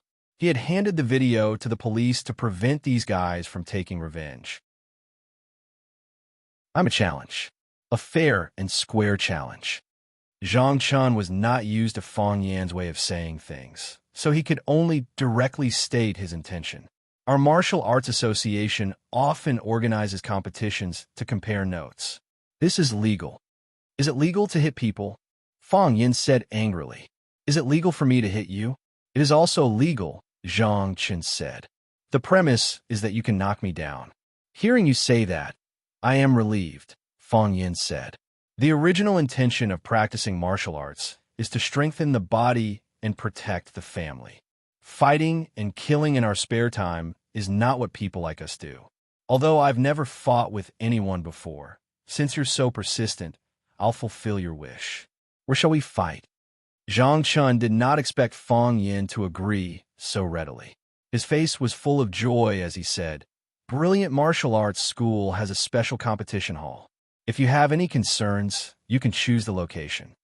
He was worried that if he arranged the competition venue at Brilliant Martial Arts School, Fang Yin would not be happy. After all, it was an away game. Fang Yin could easily be surrounded by the students of Brilliant Martial Arts School. If he did not handle it well, Fang Yin would suffer a big loss. "Then let's go to Brilliant Martial Arts School," Fang Yin said. "I believe you guys can't do something like fighting 100 against 1. If you really can't do it, we can call the police." Chapter 108. Glory Martial Arts School's ace coach, Zhang Chun, issued a challenge to Rosefinch Secondary's language teacher, Fang Yin. Fang Yin happily accepted the challenge. Under the manipulation of someone with ulterior motives, this news instantly spread throughout Rosefinch and Glory Martial Arts School. Glory Martial Arts School students were rubbing their hands in excitement. They were all looking forward to Zhang Chun teaching the guy who brought hope to Rosefinch's students and brought shame to Glory Martial Arts School. Zhang Chun was a professional, an ace, a 3-time MMA champion in Huacheng, and the #1 in Huacheng in many people's hearts. They had confidence in Zhang Chun. They never thought that Zhang Chun would lose. In their dictionaries, there was absolutely no such ominous word. As for Fang Yin, although Rosefinch's students said that he was so powerful and that he had defeated such a brilliant Japanese swordsman, who knew if they were deliberately bragging about him as a hero? Besides, Fang Yin had only defeated one person. In Zhang Chen's path, the number of people who had been defeated by him was innumerable. How could it be more than 1,000? Who was superior and who was inferior? It was obvious at a glance. The Rosefinch's students were in an uproar. The students were discussing and howling. Did Teacher Fang Yin really agree? That's great. Mr. Fang should teach those guys who are all brawn and no brains a lesson. Why is the competition starting now? Why isn't it Sunday? We have to go to class today. That's right. I really want to go and cheer for Mr. Fang. What should I do? Should I ask for leave and skip class? That zombie face definitely won't agree to let him go, right? It was rare for Qin Etienne to appear in the classroom today. When he heard the discussion in the class, he couldn't help but smile. Watching him fight should be more interesting than going to class. Qin Etienne stuffed his earphones into his ears, picked up his bag, and walked out of the classroom. Seeing Qin Etienne's action, Tang Cheng quickly pushed the chair away and ran out. "Qin Etienne!" Tang Cheng shouted from behind. Qin Etienne looked back at Tang Cheng, smiled, and continued to move forward. Tang Cheng's heart was instantly filled with joy. She smiled at him and did not object to him going with her to cheer for Fang Yin. Soon, the joy turned into disappointment, because when he took the initiative to greet her, she didn't even respond. "I'm the most handsome guy in school. Why doesn't she respect me and help me protect my face?" The revolution had not succeeded yet, and he still had to work hard. As long as there was a chance, Tang Xing knew that he would definitely succeed. He walked quickly to Qin Etienne's side and walked side by side with her. He said, "Qin Etienne, who do you think will win the competition between Zhang Chun and Mr. Fang?" "Fang Yin," Qin Etienne said indifferently. Although Mr. Fang is very strong, Zhang Chun is not someone to be trifled with. He's the 3-time champion of Huacheng and the #1 in Huacheng in name. "Fang Yin," Qin Etienne said again. Tang Cheng was speechless. It was very difficult to find a common topic with this kind of brainless fan. Following along with Qin Etienne's constant praise of Fang Yin, he was really not happy. Since Glory Martial Arts School was a martial arts school, there would naturally be no lack of competition venues. Actually, it didn't matter where Fang Yin fought. Whether it was the hall or the courtyard, the wooden floor or the concrete floor, or even the bushes or the forest, Fang Yin could handle it with ease. The key was to defeat the opponent and not be defeated by the opponent. The Fang family's martial arts hall was classical and grand, but every time he fought with Yiro, she would beat him like a dog. How could Fong Yan's Mu be good? Number 1 Practice Hall. This was Glory Martial Arts School's largest competition hall. Fong Yan and Zhang Chen's competition venue was chosen here. When Fong Yan and Zhang Chen arrived, Number 1 Practice Hall was completely surrounded. Not only were the spectator seats in the hall filled with Glory Martial Arts School students, but even the windows were filled with heads. Wang Hui was also in the middle of the crowd. His face was still bandaged, and he stared viciously at Fong Yan, who was smiling and waving to the surrounding students.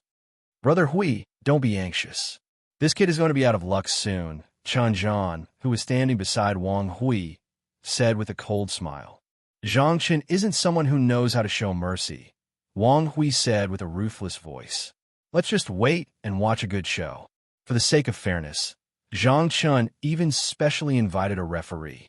The referee was Glory Martial Arts School's most senior coach, Lin Ping, and had been a coach at Glory Martial Arts School for more than 20 years, and had practically joined when Glory Martial Arts School was founded.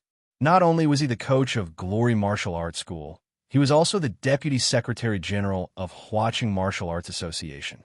Lin Ping was a short old man with slicked back hair and a tuft of goatee.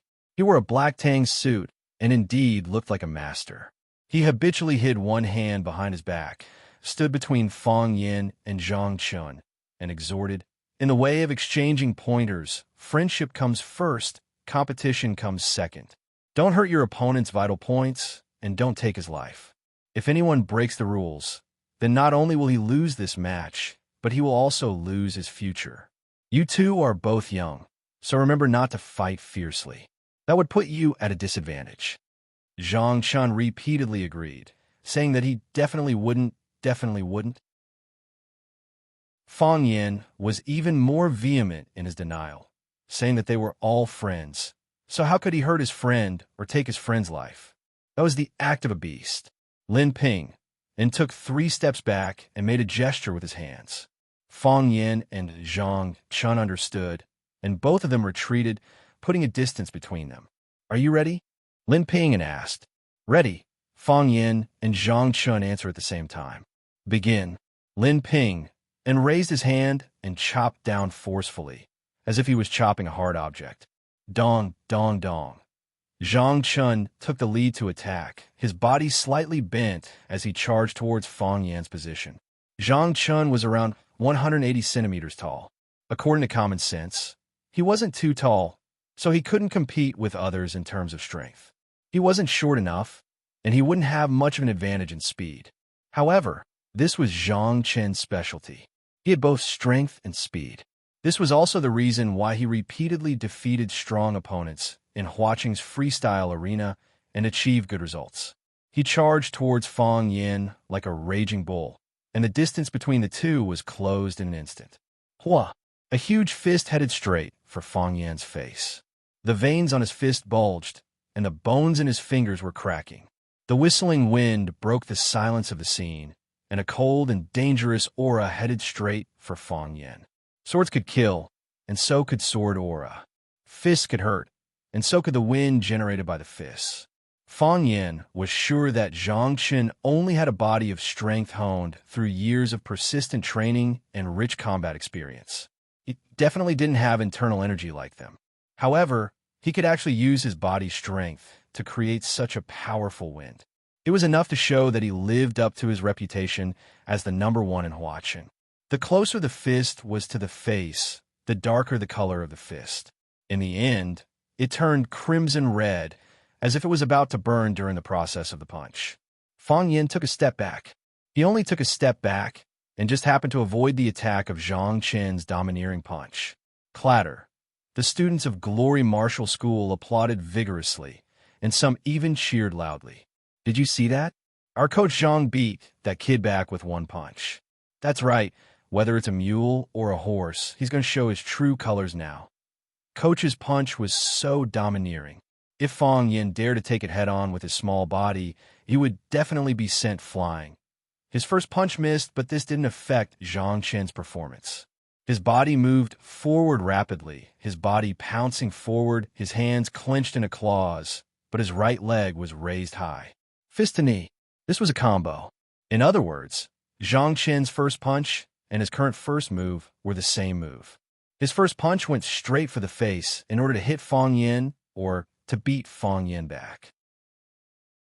After hitting Fang Yin, the second move was used and Fang Yin was already on the ground, unable to get up.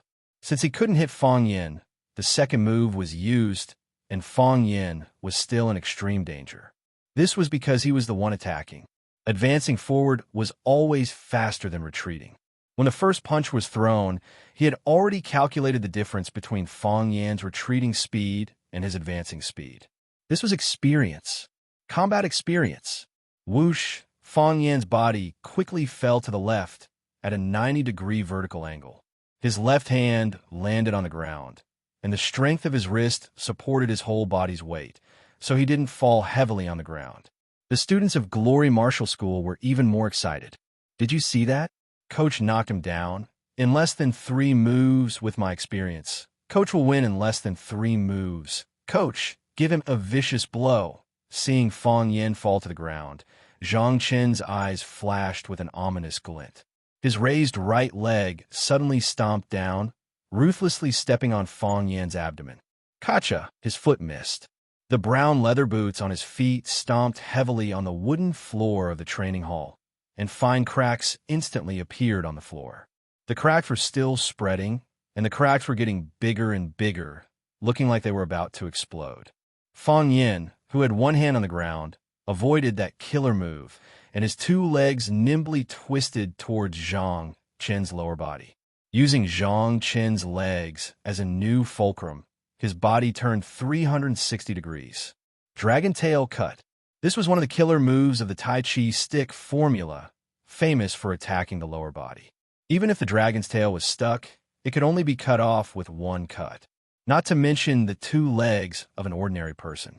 Zhang Qin's lower body was unstable, and his huge body fell to the ground. Bang! A loud sound reverberated through the air, causing everyone present to tremble in fear. It ended just like that. Chapter 109. What kind of battle was the most exciting? The 2 opponents were evenly matched, fighting to the death with their fists. This kind of battle was exciting and pleasing to the eye. Zhang Qin punched hard enough, but he couldn't touch the corner of Fang Yin's clothes. Fang Yin knocked down Zhang Qin, but no matter how much strength he used, it gave people a feeling of being light. The onlookers all said that it was too unsatisfying. Fang Yin supported himself with his palms and jumped up from the ground. He cupped his hands to Zhang Qin and said with a smile, "Thank you for letting me win." Coach Zhang has good skills. Everyone condemned Fang Yin for being too shameless. He had won and still said such sarcastic words. No matter how good Coach Zhang's skills were, he was still defeated by you. Teacher Fang Yin felt very wronged. This was the standard saying on the martial arts field. If someone else said it, it would be noble and unquestionable integrity. How could it be that he said it as shameless? Zhang Qin got up from the ground. Because of the heavy fall just now, his chest was still in pain. What made him want to vomit blood was that the match had ended before he could even touch Fang Yin's skin. He couldn't enjoy the pleasure of fighting and couldn't test the depth of Fang Yin. One could imagine the grievance in his heart. He stared at Fang Yin angrily and said, "This is not over." Fang Yin laughed and said, "What do I have to do to stop?" "Let's fight again," Zhang Qin said. "Let's have a good fight. Hit my head, hit my flesh, hit my bones. Let me feel pain, a heart-wrenching pain. This is a fight." "That's not good, is it?" Fang Yin refused. Just now, Mr. Lin said that in the way of learning from each other, friendship comes first and competition comes second. You can't hurt people's vital parts or take their lives. If we fight fiercely here, won't we be a joke to the watching students? You and I are both teachers. We can't set a bad example for our students. Zhang Qin felt the pain in his chest increase. It was as if someone had stabbed a knife into the original foundation. Lin Pingyan knew Zhang Qin's character as a martial arts fanatic. It was unrealistic to expect him to give up just like that. He coughed and said, I did say that friendship comes first and competition comes second, but I also hope that the two teachers can bring an exciting battle to everyone. Lin Pingon looked at the surrounding Glory students and asked, Are you guys satisfied? No. The students of Glorious Academy shouted in unison. Lin Pingon smiled and said, It's not just you guys who didn't get enough of it. Even I, this old man, didn't get enough of it. I didn't even see what was going on before the battle ended. What a pity. In the end, Lin Pingon still sided with Zhang Chun. If Fang Yin defeated Zhang Chun and attempted to further injure Zhang Chen's body, he would definitely stand up and shout that friendship comes first and competition comes second. You can't hurt people's bodies or take their lives. However, right now, Zhang Chun still wanted to continue fighting. Lin Pingon could only go against his will and speak up for Zhang Chun. Fang Yin looked at Lin Pingon and asked, Old Mr. Lin, do you mean for us to fight again? Fight again, Lin Pingon said. Give us a good fight. Fang Yan's eyes turned cold. He smiled and nodded, saying, Then as you wish. The distance between Fang Yin and Zhang Chun was pulled apart again. Lin Pingon stood between the two and asked, Are you two ready? Ready, Fang Yin and Zhang Chun said at the same time. Begin. Lin Pingon's hand chopped down again. As soon as Lin Pingon's voice fell, Fang Yan's body disappeared from where he stood. Someone exclaimed, because when their eyes scanned the figure of Fang Yin, he had already rushed in front of Zhang Chun and punched towards Zhang Chen's face. He rushed forward and punched in a straight line. It was exactly the same move that Zhang Chun had just used. The difference was that Fang Yin was faster and punched more fiercely. It was so fast that you couldn't catch a trace, and so fast that you couldn't hear the whistling wind. Zhang Chun wanted to dodge, but found that he couldn't. Just when he wanted to retreat, the fist was already in front of him. Bang! Fang Yan's fist hit Zhang Chen's face. With a crack sound, Zhang Chen's nose was broken. The nose was one of the most vulnerable parts of the human body. A slight hit would cause blood to spurt out. Dark red blood sprayed out and splashed in the direction that Fang Yan was rushing from. Seeing that Fang Yan's face was about to be dyed with blood, he turned on one leg and avoided the scattered blood. He had already jumped into the arms of Zhang Chun. Fang Yan's hands turned into claws and grabbed Zhang Chen's camouflage sportswear. He pulled his body down, and his right knee hit his stomach. If the punch to the bridge of the nose was still bearable, then the lethal force of the knee hitting the abdomen was too great. Even if Zhang Chen's resistance to blows was amazing, he still couldn't help but let out a cry of pain. Ugh! Zhang Chun groaned, and his body staggered backward. Dong dong! When he was about to take the third step out of danger, Fang Yan's body leaned forward slightly and grabbed his arm. Like a dragonfly touching the water, he pushed and pulled. He pushed forward to reduce the force and pulled back to control it. Then, Zhang Chen's body fell in the direction of Fang Yan again.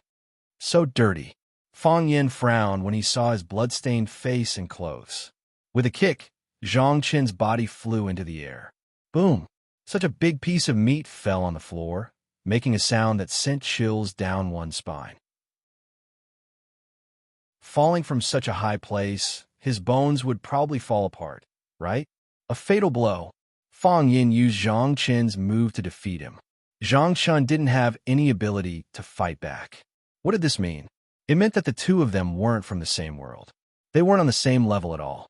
Fang Yin could completely suppress him and beat him down. The whole place was quiet. No one talked, no one laughed, and no one answered Fang Yan's question. Even her breathing felt so heavy.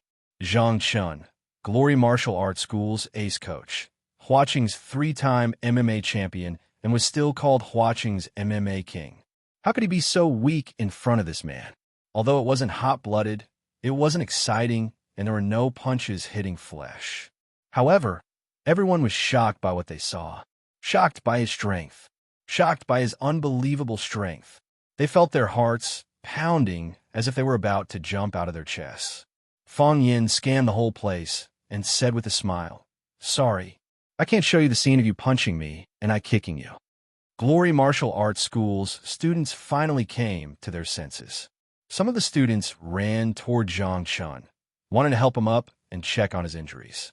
More people surrounded Fang Yin, preparing to use their advantage in numbers to punish this arrogant and ruthless arrogant person. Wang Hui's expression was ferocious. He led the crowd forward and roared, "Stop him and avenge the coach." Fang Yin didn't hide or evade. He stood proudly without fear. He stood in place without moving, as if waiting for those students who had lost control of their emotions to rush over. Baldy was alone. Seeing that these students wanted to gang up on Fang Yin, he desperately squeezed forward and shouted, "Get out of the way! Get out of the way! I'm from the security department." Fang Yingying and Fang Haohan were also watching from the side. They didn't expect these students to dare to stand in a circle. By the time the two of them reacted, they were already squeezed to the back of the crowd. "Hero, they want to bully junior martial uncle," Fang Haohan said aloud. "They can't bully him," Fang Yingying said with a cold smile. As he spoke, his hands reached forward and grabbed a student's shoulder with each hand. With a forceful swing, their bodies fell to one corner. Fang Yingying didn't even look at them. He had already grabbed the back of the neck of the other two students, Lin Ping, and was checking Zhang Chen's body.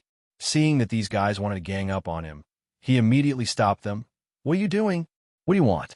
Get back, get back. Disciplinary team, disciplinary team." The first student rushed toward Fang Yin.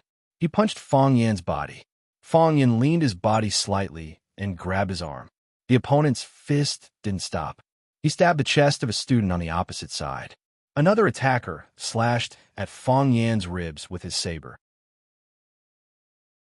Fang Yin pulled his saber back, and the student spun on the spot. He became a sandbag in front of Fang Yin and was beaten black and blue by countless people. The third attacker was sent flying by Fang Yin with a kick. The fourth attacker was knocked to the ground by Fang Yin's knee. Fang Yin moved. He actually took the initiative to walk toward the crowd and toward the entrance of Hall Number 1. "If I want to leave, who can stop me?" Fang Yin shouted arrogantly. He reached out his hand. While the student in front of him was still hesitating whether to hit his face or kick him, he slapped him down. At the same time, the two of them quickly changed positions. It turned out that Fang Yin was behind him and the student was in front of him. In an instant, he became the student in front of Fang Yin. He pushed the student behind him and used his body as a sandbag to block the 5 to 6 fists and more than 10 feet behind him. No matter how ferocious the punches were, no matter how sharp the kicks were, no matter how fierce the attacks were, they were all hitting the air in front of him. Fang Yin was besieged by countless people. However, these people couldn't touch his skin or even the corner of his clothes. He raised his foot and walked forward. He didn't turn left or right. He walked straight out, as if he was taking a leisurely stroll in a courtyard. Some students rushed over, but when they saw Fang Yin's smiling face, they quickly retreated. More students parted on both sides, allowing Fang Yin to walk past them effortlessly. Occasionally, someone wanted to sneak up on him, but was kicked to the ground by Fang Yin. In the end, no one dared to stand up to challenge Fang Yin. They wanted to challenge this terrifying demon. Fang Yin stopped in his tracks. He stood on the stone road. He stood in the middle of the campus. He glanced at the glorious students in front and behind him and said loudly, "Are you not convinced? Do you feel like a wild chicken with weeds? I'm stronger than you. I'm stronger than you. Now you can only do one thing. Raise your head and look up to the existence of people like me." Chapter 110. At that time, the red sun in the sky had just bloomed a warm light, and the bright red, triangular plum blossoms had covered the gray mottled walls. Unknown birds were singing among the tall and straight sycamore trees. When they were combing their feathers, they accidentally shook off the dew on the leaves and sprinkled it on the faces and bodies of the students. It was cold with the refreshing smell of the leaves. It was an intoxicating and breathtaking morning. The whole place was silent. No one spoke, and even their breathing slowed down. Everyone was staring at the man standing in the middle of the crowd, the man who was invincible when he fought against 100 people. He was delicate and handsome, and his face was repulsive. He was gentle and modest, and he was arrogant and arrogant. He was cruel and merciless, and he was compassionate. He had defeated the ace coach of Glory. He had said that Glory's students were useless. Everyone should hate him and ostracize him.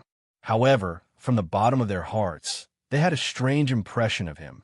From the beginning until now, he had not seriously injured any of the students who had surrounded him. Even if he said it too bluntly and harshly, didn't this prove that he was a frank and sincere man?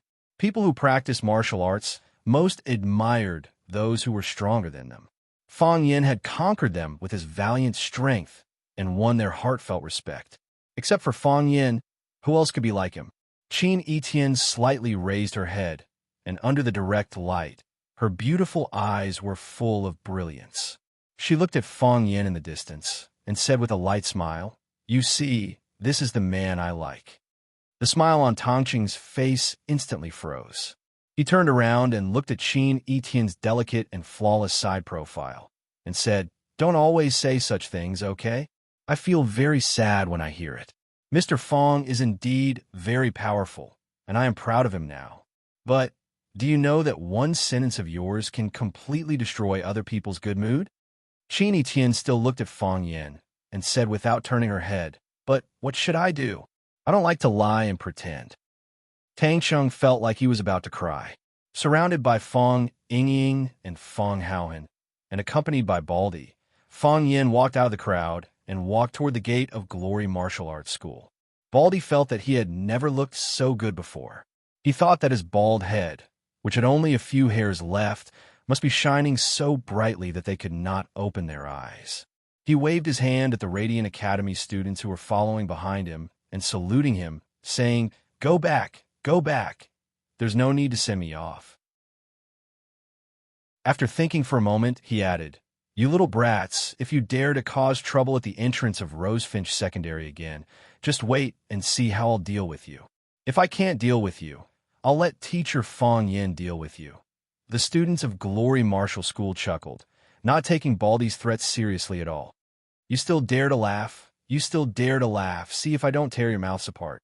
Baldy shouted angrily, feeling that he had lost face. "Can't you see that I'm wearing a big tiger skin? Why aren't you guys afraid at all? I'm really worried for you guys." "Baldy," Fang Yin couldn't help but shout. According to Fang Yan's plan, after the speech just now, he should not speak anymore. What he needed to do was to hold his head high and his chest out. With a warm, modest, pure, and enigmatic smile on his face, he would walk through the crowd under the protection of his two bodyguards and walk out of the school gate. Of course, the image of these two bodyguards was really too bad. One was short and fat, and the other was tall and skinny. It would be best if they could be swapped. They were not worthy of the noble style that he had created with his beautiful artistic conception. Although red leaves needed green leaves to go with it, Fang Yin had every reason to believe that even if he was placed in the middle of a group of red leaves, he would still give off the feeling that he was outshining others. Yes, he was such an ordinary, yet not ordinary, simple, yet not concise man. If the appearance of Fang Yingying and Fang Haohan was barely acceptable, then Baldy following behind him and acting cute was really intolerable. "Please, you're just losing hair, not blind. How can you say such things at this time?" Thus, Fang Yin had no choice but to scold him. Hearing Fang Yin call out his name, Baldy became even more proud. He glanced at the glorious students proudly, with a look that said, "Don't you dare offend me, or I'll beat you up." He trotted to the front of Fang Yin and said, "Mr. Fang, are you looking for me? Don't speak." Fang Yin said, "Okay." Baldy nodded in agreement. After thinking for a while, he asked again, "Why?" "Don't speak." "Okay, I won't speak. But tell me why." "Fang Yingying, beat him up." "Fang Yin." A hoarse voice shouted loudly. Fang Yin suddenly turned around and saw Zhang Chun, who had been beaten to the ground by him, walking quickly towards him with the help of a few students. Fang Yan's eyelids drooped slightly. He didn't know why Zhang Chun still chased after him at this time. Could it be that he was still not convinced? Fang Yingying and Fang Haohan looked at each other and stood in front of Fang Yin, one on the left and one on the right. Baldy was a beat slower, and he used his thin body to stand in front of hero and man. Fang Yin had the urge to kick them all away.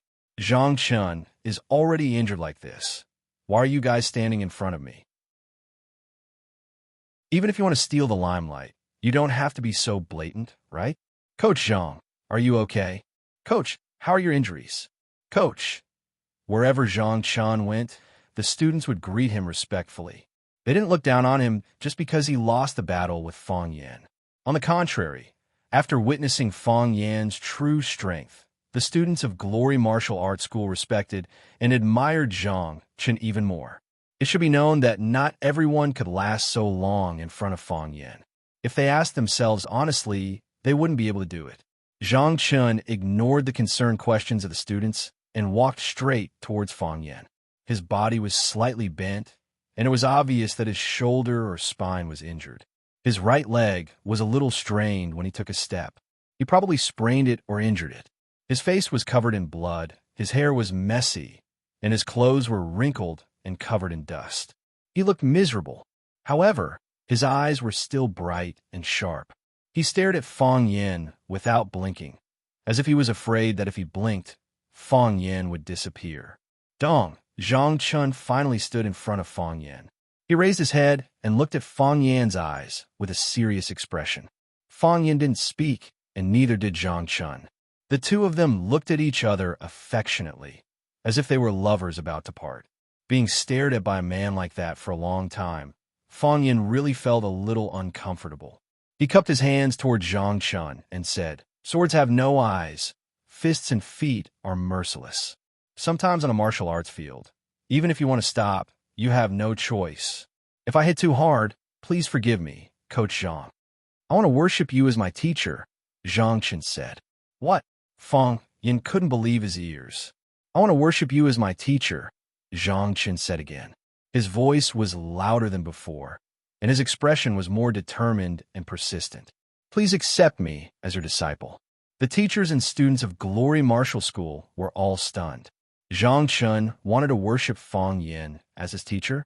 Zhang Chen was their coach, their teacher.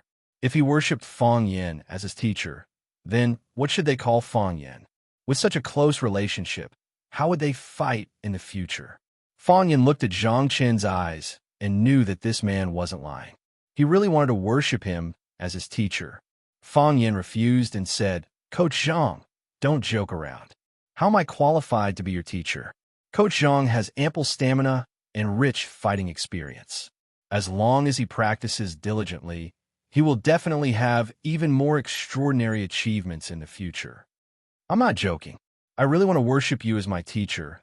I definitely want to worship you as my teacher," Zhang Chan said with a heavy voice.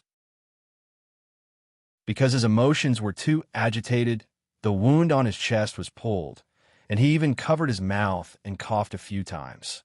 Before sparring with you, I also thought that I had extraordinary strength and rich fighting experience, and that there was almost no one in Huaqing who could match me. But after sparring with Mr. Fong, I realized how laughable my thoughts were. There's always someone better than you out there. The old ancestor has never lied to us. I know how big the gap between us is, a gap higher than the sky and deeper than the sea.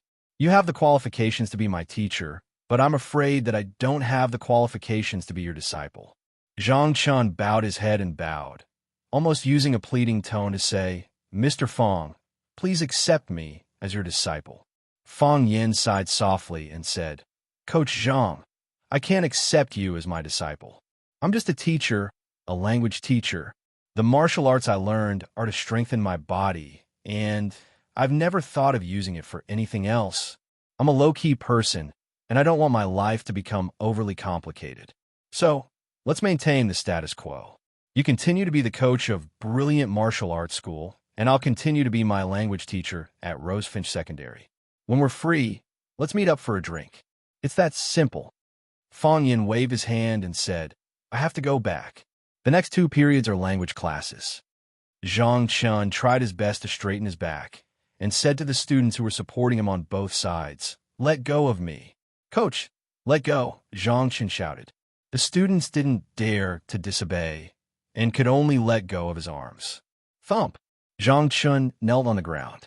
Under the gazes and astonishment of hundreds of brilliant martial arts school teachers and students, He knelt on the stone pavement in the middle of the school grounds. "I beg you," Zhang Chen shouted at Fang Yan's back.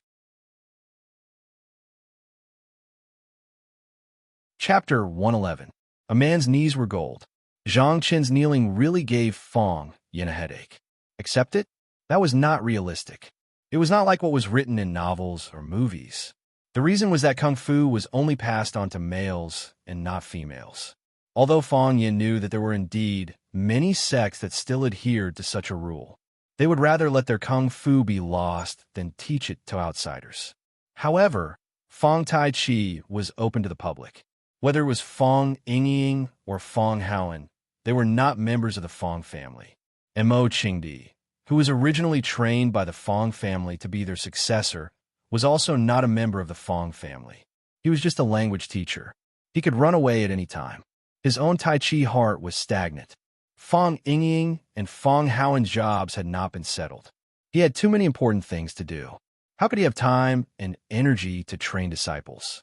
Refuse? That was for sure. However, if it was not handled well, it might hurt this sincere and persistent man. This was also what Fang Yan did not want to see. He walked back again and stood in front of Zhang Chen. He said, "Coach Zhang, you are forcing me." Zhang Chen looked up at Fang Yan and said, "I know. In front of my students, in front of my colleagues, in the school where I have worked for 10 years, in front of a man who is about the same age as my students, I am also in a difficult position. I'm also forcing myself. But, Teacher Fang, you can't understand what Kung Fu means to me. You don't know what he means to me. He is all I have. I live for it, because I still have a body of martial arts. I want to improve.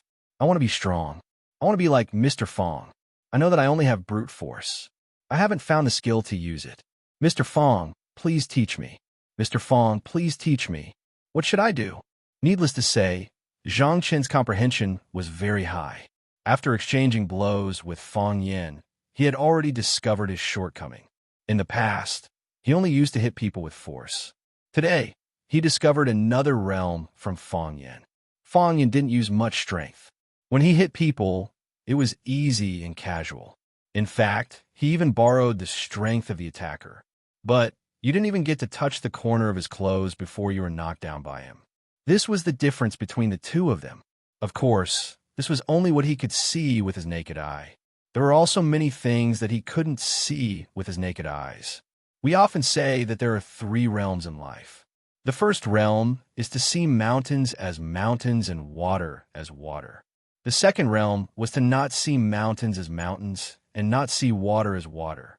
The third level was to see mountains as mountains and rivers as water as water. It was the same for martial arts. Zhang Chen was still in the first stage of seeing mountains as mountains and water as water, while Fang Yan was already in the second stage of seeing mountains as mountains and water as water. Therefore, there was an insurmountable barrier between the two of them. Fang Yan could clearly see through Zhang Chen, but Zhang Chen couldn't see the depth of Fang Yan's strength.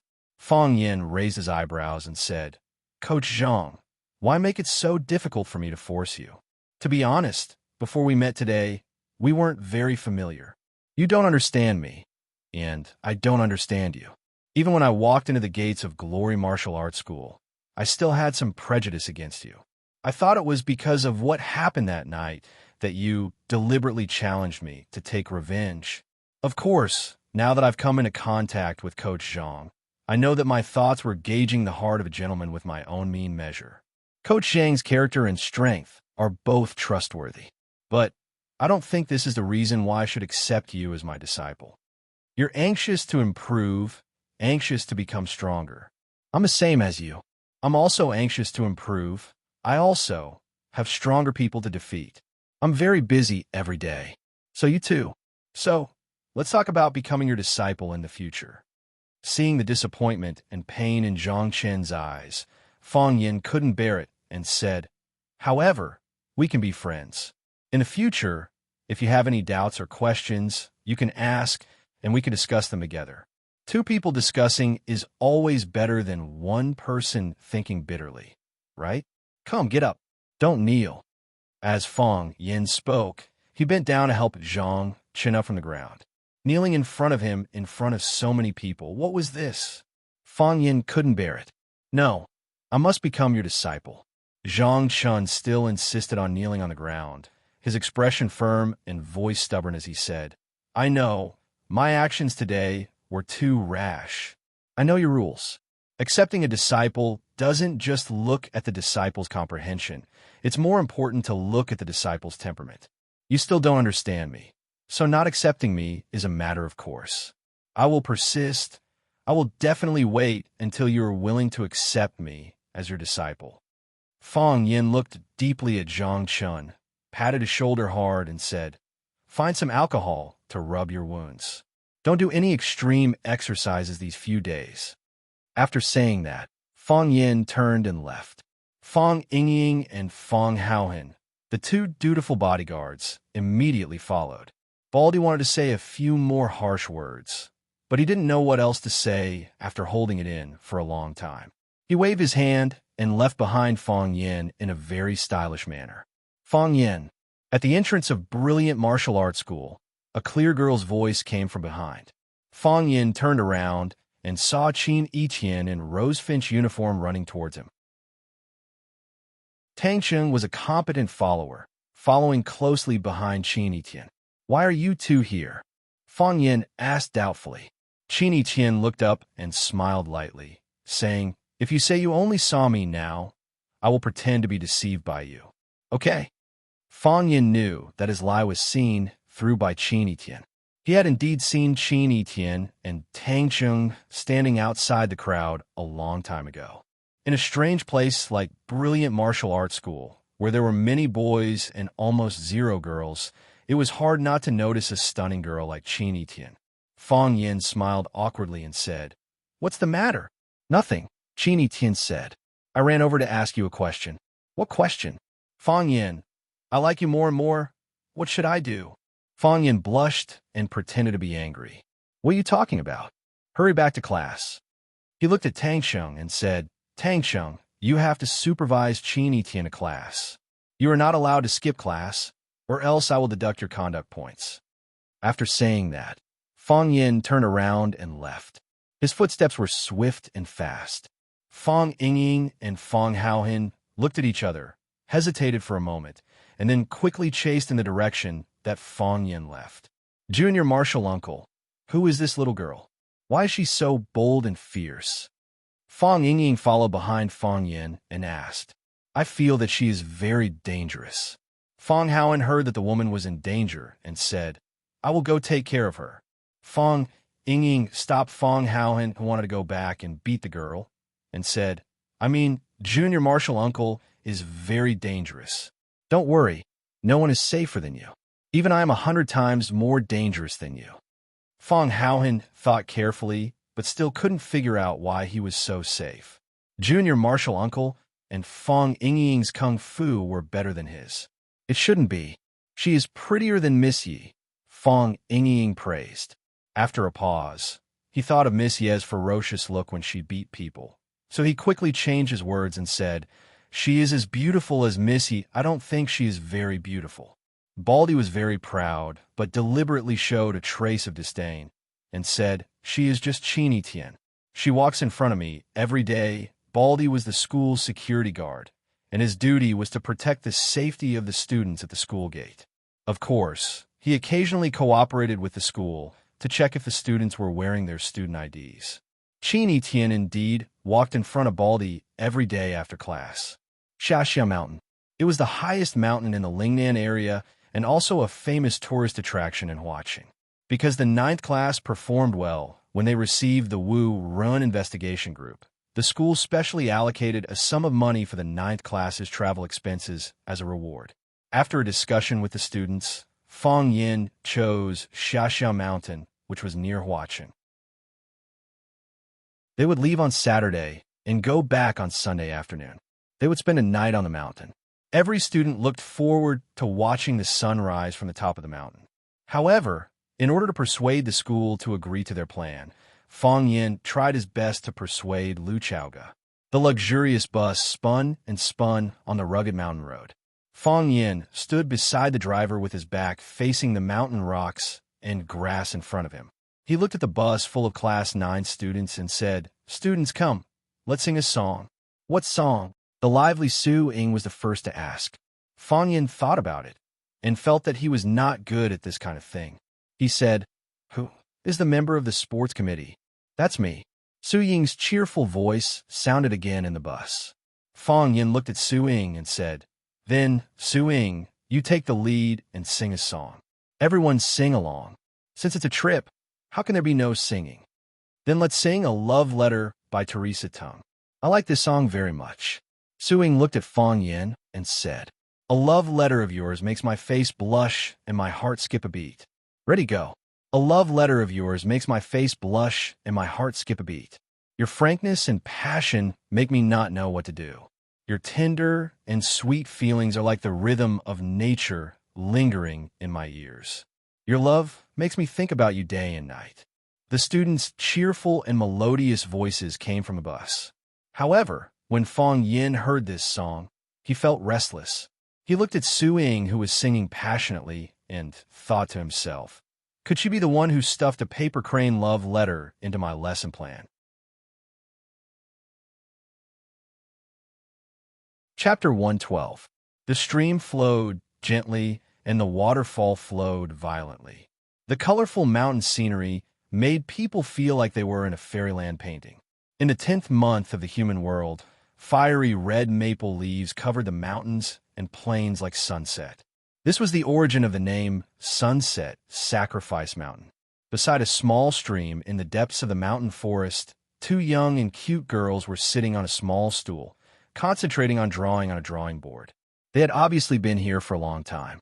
The meticulous painting on the drawing board had already entered the stage of rendering. The so-called rendering was used to express the brightness and darkness of the painting on the draft. Using two relatively large, big cloud brushes, one would be dipped in ink while the other would be dipped in water. Before the ink dried, they would use water to release the ink, creating a natural transition. Rendering was the foundation of a painting's success. If the ink was too thick, it would be too dark. If the ink was too shallow, it would appear blank. Therefore, the two girls didn't dare to be careless in the slightest. After finishing the last stroke, Yuan Lin threw the brush in her hand into the toolbox and seriously looked at the work on the drawing board. She said with a smile, "It seems that there's a piece that hasn't been released. It seems that the control of the fire isn't good enough. I can only paint this piece as a stone when I'm dyeing it. However, in this way, my Sunset Sacrifice Autumn Charm can only be called Sunset Sacrifice Scenery." What failure. The girl was wearing white casual pants, red casual shoes, and a white t-shirt with a cartoon pattern printed on it. She had a small cherry mouth and a straight nose. Her skin was delicate and white, and her facial features were so exquisite that there were almost no flaws. Her long black hair fell over her shoulders, making her look obedient and cute. Not hearing a reply from her companion, Yuan Lin turned to look at Jiang Qin, who was not far behind her, and shouted, "Dear, dear, what are you doing? Can you hear me?"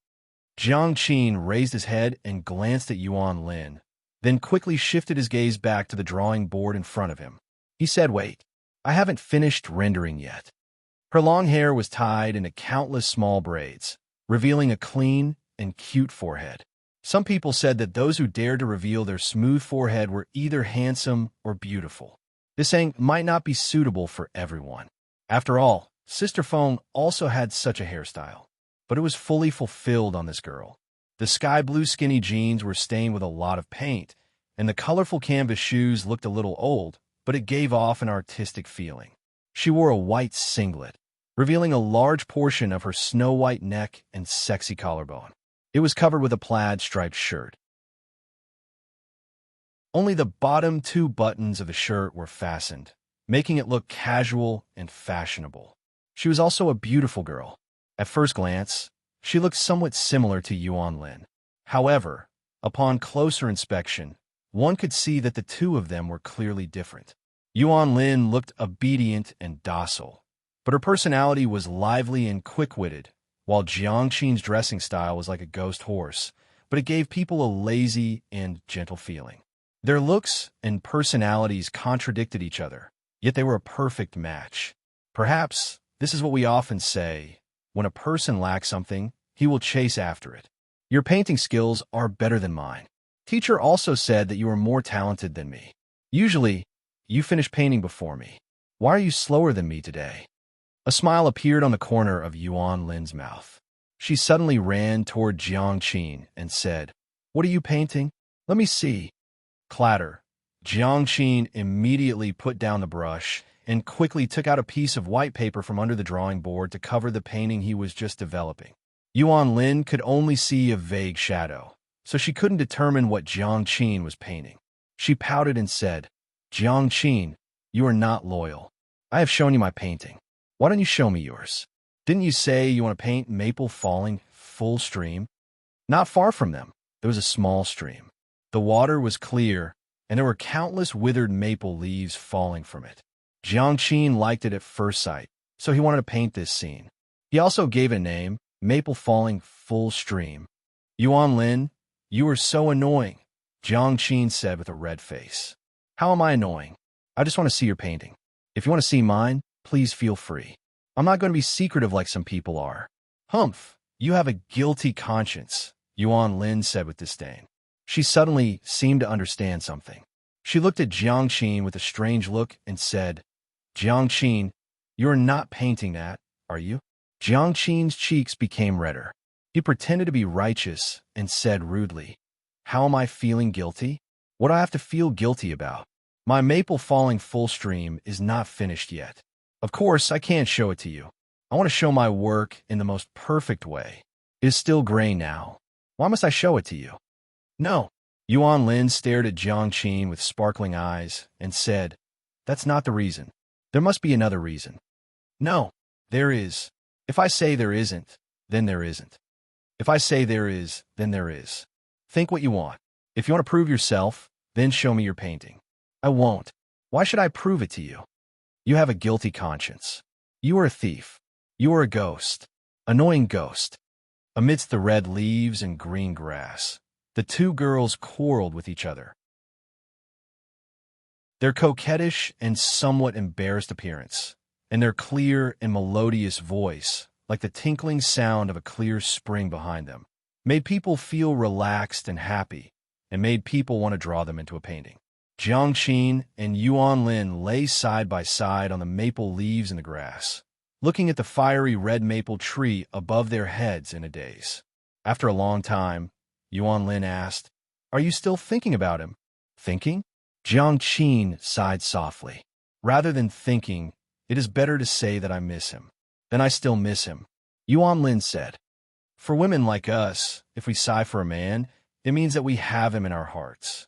You can't lie to me, because you can't lie to yourself. At our age, saying that love is too extravagant. It is just a beautiful memory in life.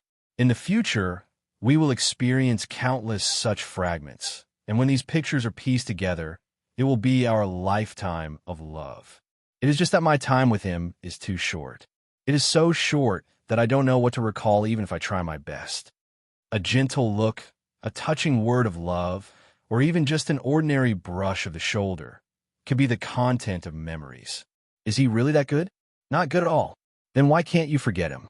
The best way to forget a relationship is to start a new one. You also know that more than half of the guys on the school hunk list like you. Are you really not willing to give them a chance? They are too childish," Jiang Qin said. "That is true," Yuan Lin nodded.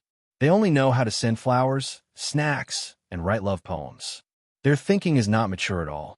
A man should wield his sword and kill in all directions.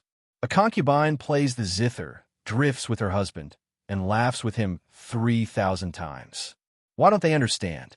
A man must first wield his sword and kill in all directions to win a beauty who is willing to play the zither and laugh with him. In the future, they will understand, right? Without the precipitation of life experience and the struggle in society, how can they have such a deep and painful understanding?" Sigh. Yuan Lin sighed deeply. Sighed. Jiang Qin also sighed deeply. The two women were feeling sentimental about their love that had ended before they even started and their sad and helpless fate when a man's sudden shout woke them up. "Jocko, here, here. Oh, someone is drawing here. The man spoke in English, so he should be a foreign tourist. Jiang Qin and Yuan Lin hurriedly sat up from the grass and saw a tall man with brown hair and blue eyes preparing to look at their drawing. They hurriedly stopped him. "What do you want to do?" "Stop." Thinking that this American might not understand Huaxiao language, Yuan Lin said it again in English. "Please do not look at other people's things without permission. This is very immoral behavior." There were 3 Americans, 2 Caucasians, and 1 black. They all had the typical tall figure of Westerners, and they were also very good-looking. They carried a huge bag on their backs and had professional Hasselblad cameras around their necks. Seeing 2 excessively beautiful girls jump out of the grass, like 2 fairies falling from the sky, the 3 Americans were pleasantly surprised. "Oh, sorry." The dark-skinned Jocko took the initiative to apologize to Jiang Qin and Yuan Lin. "It's my friend who is too rude. We should be considered as half of the same profession. When I saw someone drawing, I couldn't help but want to look." He turned out to be speaking Huaxiao language.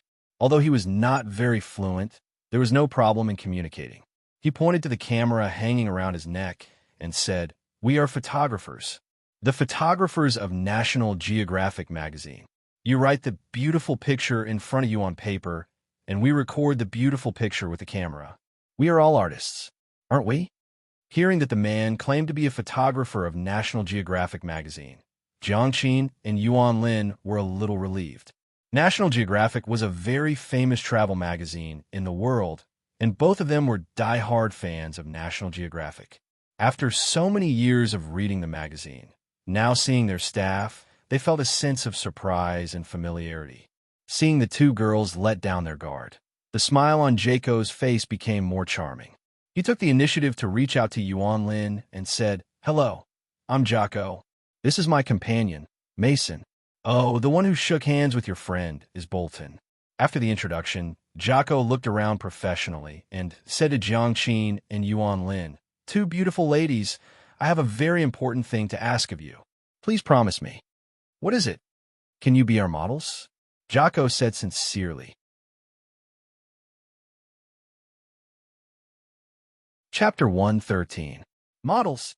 Jiang Qin and Yuan Lin were confused. Weren't they here to take pictures of the scenery? Why do they have to take pictures of people? "Yes." Jocko nodded seriously. "If you have read National Geographic, you should know that we like the scenery and beautiful pictures. Everything valuable or meaningful needs to be recorded by our cameras. We came to Mount Xiaoxia to take pictures of the maple leaves on the mountain. But I think if we only take pictures of the maple leaves, the picture will be too monotonous." The fair-skinned Bolton pointed to the surrounding environment and said in English, "Look, the red maple leaves, the slowly flowing stream, the fallen leaves in the stream, the bright sunlight peeking through the treetops, and the beautiful girls painting in the maple forest. Oh God, what a moving picture. This must be the work of God. I can't wait." "Yes." Mason stood in front of Jiang Qin, his eyes filled with uncontrollable greed. "If you are willing to be our models, once your photos are published in National Geographic, you will become famous. Famous people all over the world. At that time, not only will your paintings be popular, but you will also become big stars. Promise us." Jocko waited for his friends to express themselves and then began to make a concluding statement. "You see, my colleagues and I are very sincere. We hope that 2 beautiful girls can walk into our camera, and we also hope that you can be published in National Geographic.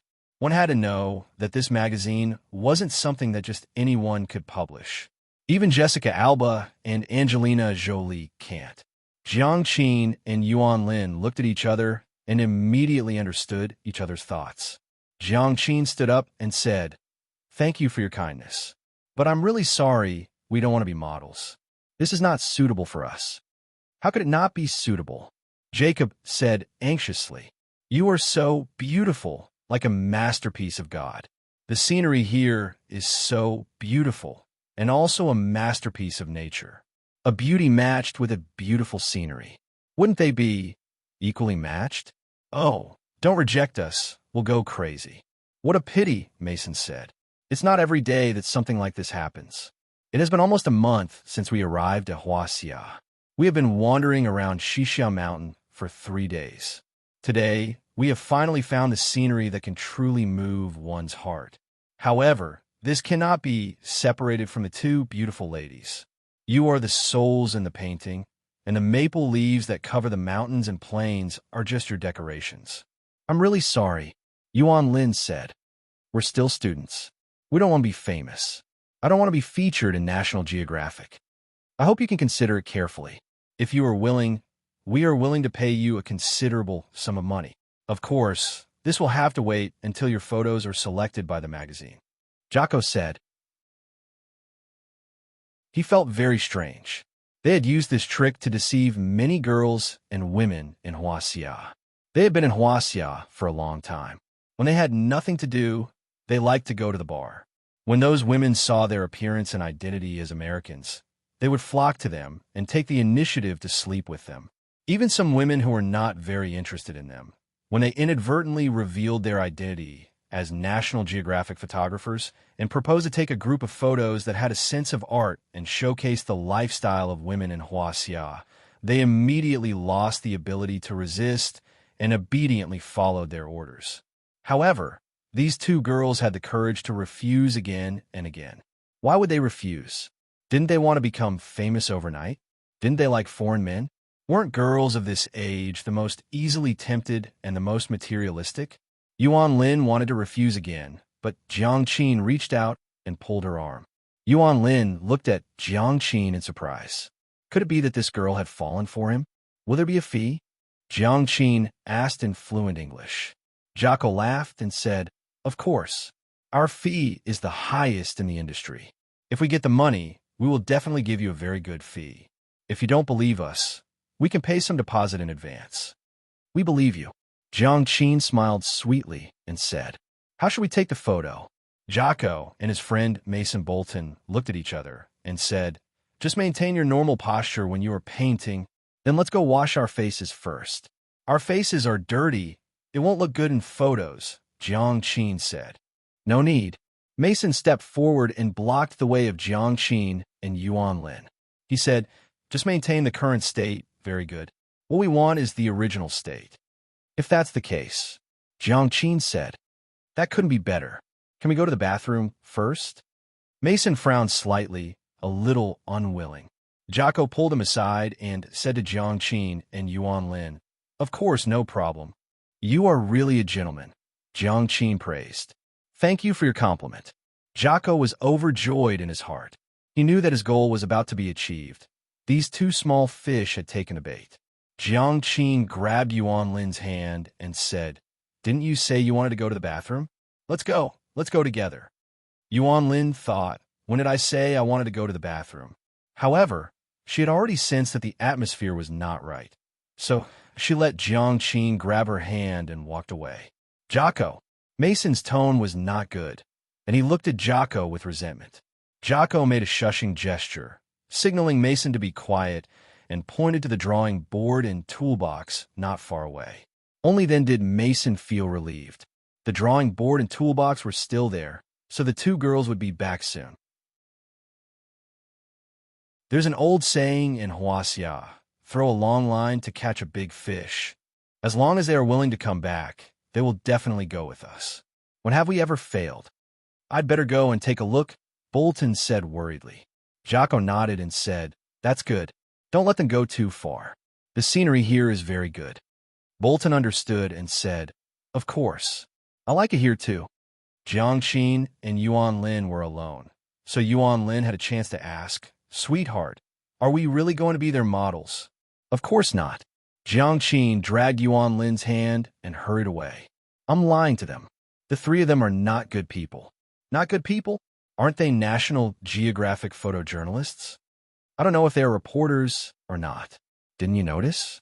The three of them are standing right in front of us, except for that impassable stream. Those be asterisk stars. Yuan Lin cursed. We don't want our drawings anymore.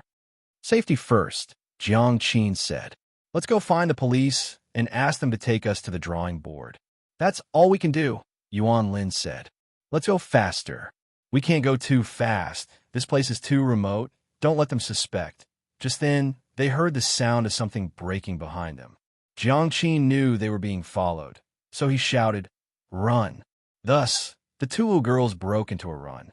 Bolton was stunned, knowing that the two girls had seen through their intentions. As he ran, he shouted for his friends, "Jocko, Mason, they're running away." Jocko and Mason were talking and laughing, discussing how to divide the ownership of the two girls. Hearing Bolton's shout, Jocko cursed, "Bitch," and quickly ran in the direction that Jiangqin and Yuan Lin had just left. Mason was also furious.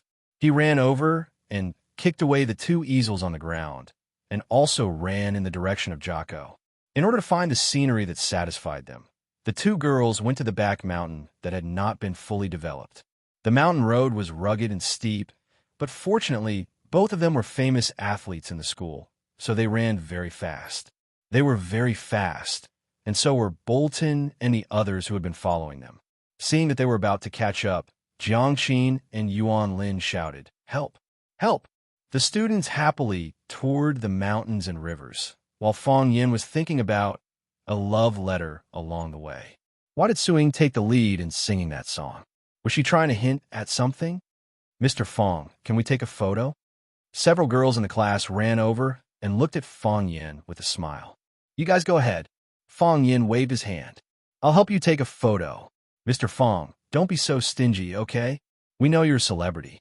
Take a photo with us. We can show it off to others, saying that you're a class teacher." Chen Yuan pulled Fong Yin's arm and begged. Fong Yin had no choice but to nod and say, "Okay, one photo, just one." Thus, the girls were like octopuses crowding around him and sticking to him from all sides. Fong Yin looked awkward and said, "It's too hot. Don't stand too close." He was scared by the pornographic photo incident last time. No one cared about his kind reminder. Everyone posed in front of the camera, and the students in charge of taking photos kept pressing the camera button on their mobile phones. Snap, snap. After the group of students finished taking photos, another group of students who were waiting at the side immediately surrounded them. Fong Yin was not only a celebrity in Rosefinch, but he was also very famous in the entire student circle of watching. To be able to take a photo with Mr. Fong Yin was a very prestigious thing for the students. When Fong Yin was stuck in the middle of a group of girls, he saw Jiangqin and Yuan Lin running over. "What's going on?" Fong Yin was shocked. There are people who dare to bully the butcher's daughter.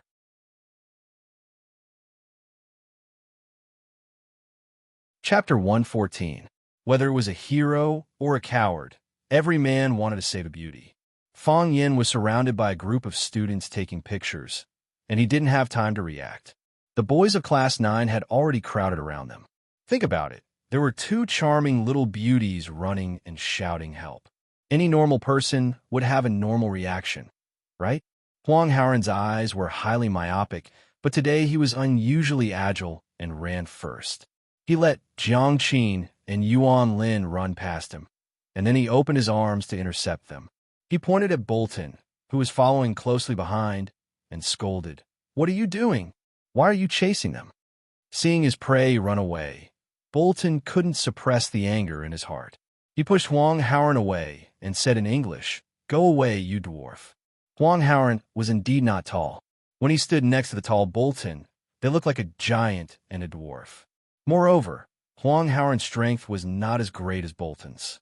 Bolton angrily pushed Huang Haoran, and his feet couldn't stand steadily. His body staggered and fell backward. Fortunately, the other boys of Class 9 arrived and supported Huang Haoran's waist from behind. Of course, more boys still came to greet Jiangqin and Yuan Lin and asked them how they were. A guy even took out 2 bottles of Coca-Cola from his backpack and asked them if they were thirsty and if they wanted to drink some water. Who would drink Coca-Cola when they were thirsty? Huang Haoran's face turned red, and he looked at Bolton angrily and said, "How can you scold people? How can you hit people?" Seeing that more and more students gathered, Bolton finally calmed down. He didn't dare to easily hit Huang Haoran again. Bolton didn't want to answer Huang Haoran's question. He looked at Jiangqin and Yuan Lin reluctantly and turned to leave. "Stop!" Huang Haoran shouted in English. He ran up to Bolton and asked loudly, "Why do you have to scold me? Why do you have to hit me? You have to give me an explanation today." This was Huang Haoran's personality. He was straightforward and unwilling to compromise. Bolton was still unwilling to pay attention to Huang Haoran. He glanced at him disdainfully and prepared to leave again. A boy blocked his way. As soon as he turned around, he came face to face with the boy. It was as if he had been waiting for him behind him for a long time.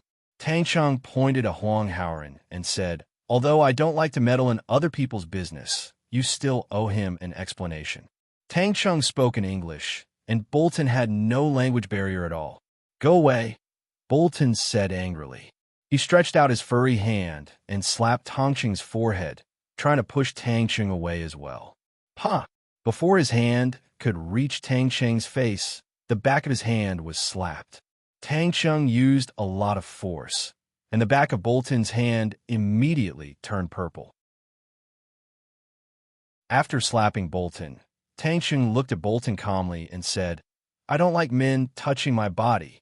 After a pause, he said, "Girls don't like it either." Wow. The girls who were watching from behind were collectively smitten. Did you see that? Tang Cheng is so handsome. Cheng is really charming, just like Aaron Kwok. He doesn't like men touching his body. Why can't girls do it? It's so sad, isn't it? Bolton was angry. He was completely angry. He was like an enraged lion, at least in terms of physique. He was tall and sturdy, with handsome facial features that were a quarter European. Tang Cheng was handsome and had the feeling of a next-door pretty boy. Standing in front of Bolton, he looked thin. However, there was no fear in his eyes when he looked at Bolton. On the contrary, from the disgust on his face, it could be seen that he was looking down on Bolton's confrontation from a high position. For him, this was just a slightly bigger ant. "You damn thing! How dare you hit me?" Bolton roared, clenched his fists, and fiercely punched at Tang Cheng's face. He saw the disdain on Tang Cheng's face. In the past, he used to look at others with such an expression. Now he saw it on someone else's face, and the target was himself. The pride in his heart and the pride accumulated in his bones after being flattered for a long time were suddenly ignited and burned. Tang Cheng tilted his head and dodged the attack of his long fist. When Bolton's body pounced on him, he dodged slightly, and an uppercut hit his ribs under the armpit. Bang! Bolton let out a muffled groan and fell heavily to the ground. When it came to fighting, Tang Cheng was a professional. His family's ancestral martial arts were these fist and foot skills. When Jocko and Mason caught up, they happened to see the scene of Bolton falling to the ground. The two's expressions changed greatly, and they quickly ran toward the scene of the fight. Jocko stood in front of Bolton and looked at Tang Cheng, who was closest to Bolton, and asked, "What are you doing? Why did you hit him?" Just now, it was Huang Haoran who asked Bolton why he hit him, and now it was Jocko who asked Tang Cheng why he hit him. Words only serve the fist. This was an irrefutable truth. Tang Cheng stood closest, and he took it for granted that Tang Cheng was the guy who attacked Bolton. The reason why he said it was an attack was that Jocko did not believe that a fair and tender little boy like Tang Cheng would be a match for Bolton in a head-on fight. Tang Cheng held his head high and said, "He deserves a beating." "How can you talk like that?" Jocko said angrily. They had been in Huaxia for a long time, and they had never been treated so impolitely. The people of Huaxia that he had come into contact with either felt that the Americans were a level higher than them, or they gave them special treatment in order to show their great nation's demeanor and thousand-year-old etiquette. Suddenly, someone treated them like normal people, and he was really not used to it. Bolton was helped up by Mason, but he was still clutching his chest and bowing in pain. He looked at Tang Cheng with vicious and fierce eyes, but Tang Cheng was not willing to look at him again. Tang Cheng had a handsome face, a good family background, a young body, and most importantly, he had a unique and rare skill in this world. He was such a proud boy. How could he care about a few Americans with impure motives? "You ask him," Tang Cheng said. Of course, Jocko would not ask. He did not need to ask. He knew the ins and outs of the matter better than anyone else. However, how did these guys who looked like students get involved? Did they know something? I will ask my friend, but I want to know the gist of the matter first. Because I saw with my own eyes that you knocked my friend to the ground. That is already illegal. You may be imprisoned. Tang Chung curled his lips and said, Will I be imprisoned for self-defense? My teacher is Fong Yen. He is knowledgeable and can recite Tao Te Ching backwards. Don't try to bully me. Fong Yen? Recite Tao Te Ching backwards? What is this? Jacob's head was filled with confusion. If you don't want to explain, Jocko said, then we have to call the police. I think the police will give us a fair and just answer. Of course, if they give an unfair result, I'm afraid we won't just end it like this. Jocko originally wanted to say, let it go. He always felt that this word was very powerful. But after thinking for a long time, he could not pronounce this word. He had to replace it with a simple word. Therefore, he felt that the threat of this sentence was suddenly reduced a lot. Whatever. Tang Chung shrugged his shoulders indifferently. Even if you don't call the police, we will call the police. You haven't explained why you 3 men chased after 2 little girls. Jacob's eyes were cold. He felt that his heart and liver began to hurt. This question was really their Achilles heel. Of course we can explain. Jacob's expression immediately became angry. He pointed to Jiangqin and Yuan Lin not far away and said, Those 2 girls, they are liars. They deceived us. Liars? Tang Chung frowned slightly. Could it be that these 2 girls had really done something wrong to others? They took our money and promised to be our models. But they took the money and ran away. This is too much. How can they do this? They're not sincere at all, and they don't keep the spirit of the contract. Jacob's performance was so vivid that it really made people doubt the character of Jiangqin and Yuan Lin. We chased after them to get the money back. They can't take our money. Because they didn't work for us at all. The other party said it so confidently that Tang Chung didn't know how to answer. He turned around and wanted to ask Jiangqin and Yuan Lin to come over and confront the 3 Americans on the spot to let them know the truth of the matter. Then, his pupils dilated, and his expression became abnormally strange. When the students blocked the gangsters and bullies in front of them, their teacher, Fong Yen, hugged the 2 girls and comforted them softly. The 2 girls fell into his arms, so miserable and weak that I couldn't help but feel sorry for them. How can he do this? Tang Chung roared in his heart. Through the incident of beating up Chiba Haomu and single-handedly challenging the students of Glorious Martial Arts School, the image of Fong Yen that he had just established in his heart collapsed instantly. On second thought, Qin Tian must be very angry when he saw what Fong Yen did, right? As long as she had a deeper understanding of Fong Yan's character, she would definitely abandon him. In that case, wouldn't my chances increase a lot? As a result, Tang Cheng's heart became joyful again. He looked around for Qin Etienne's figure. Thank God, she saw it all. At this moment, there must be a clear and intuitive comparison in her mind between her chivalrous heart and Fong Yan's broad-minded heart, who was carrying a little girl in one arm. Right? He silently gave Fong Yen 32 thumbs up in his heart. Mr. Fong, thank you for everything you have done for me.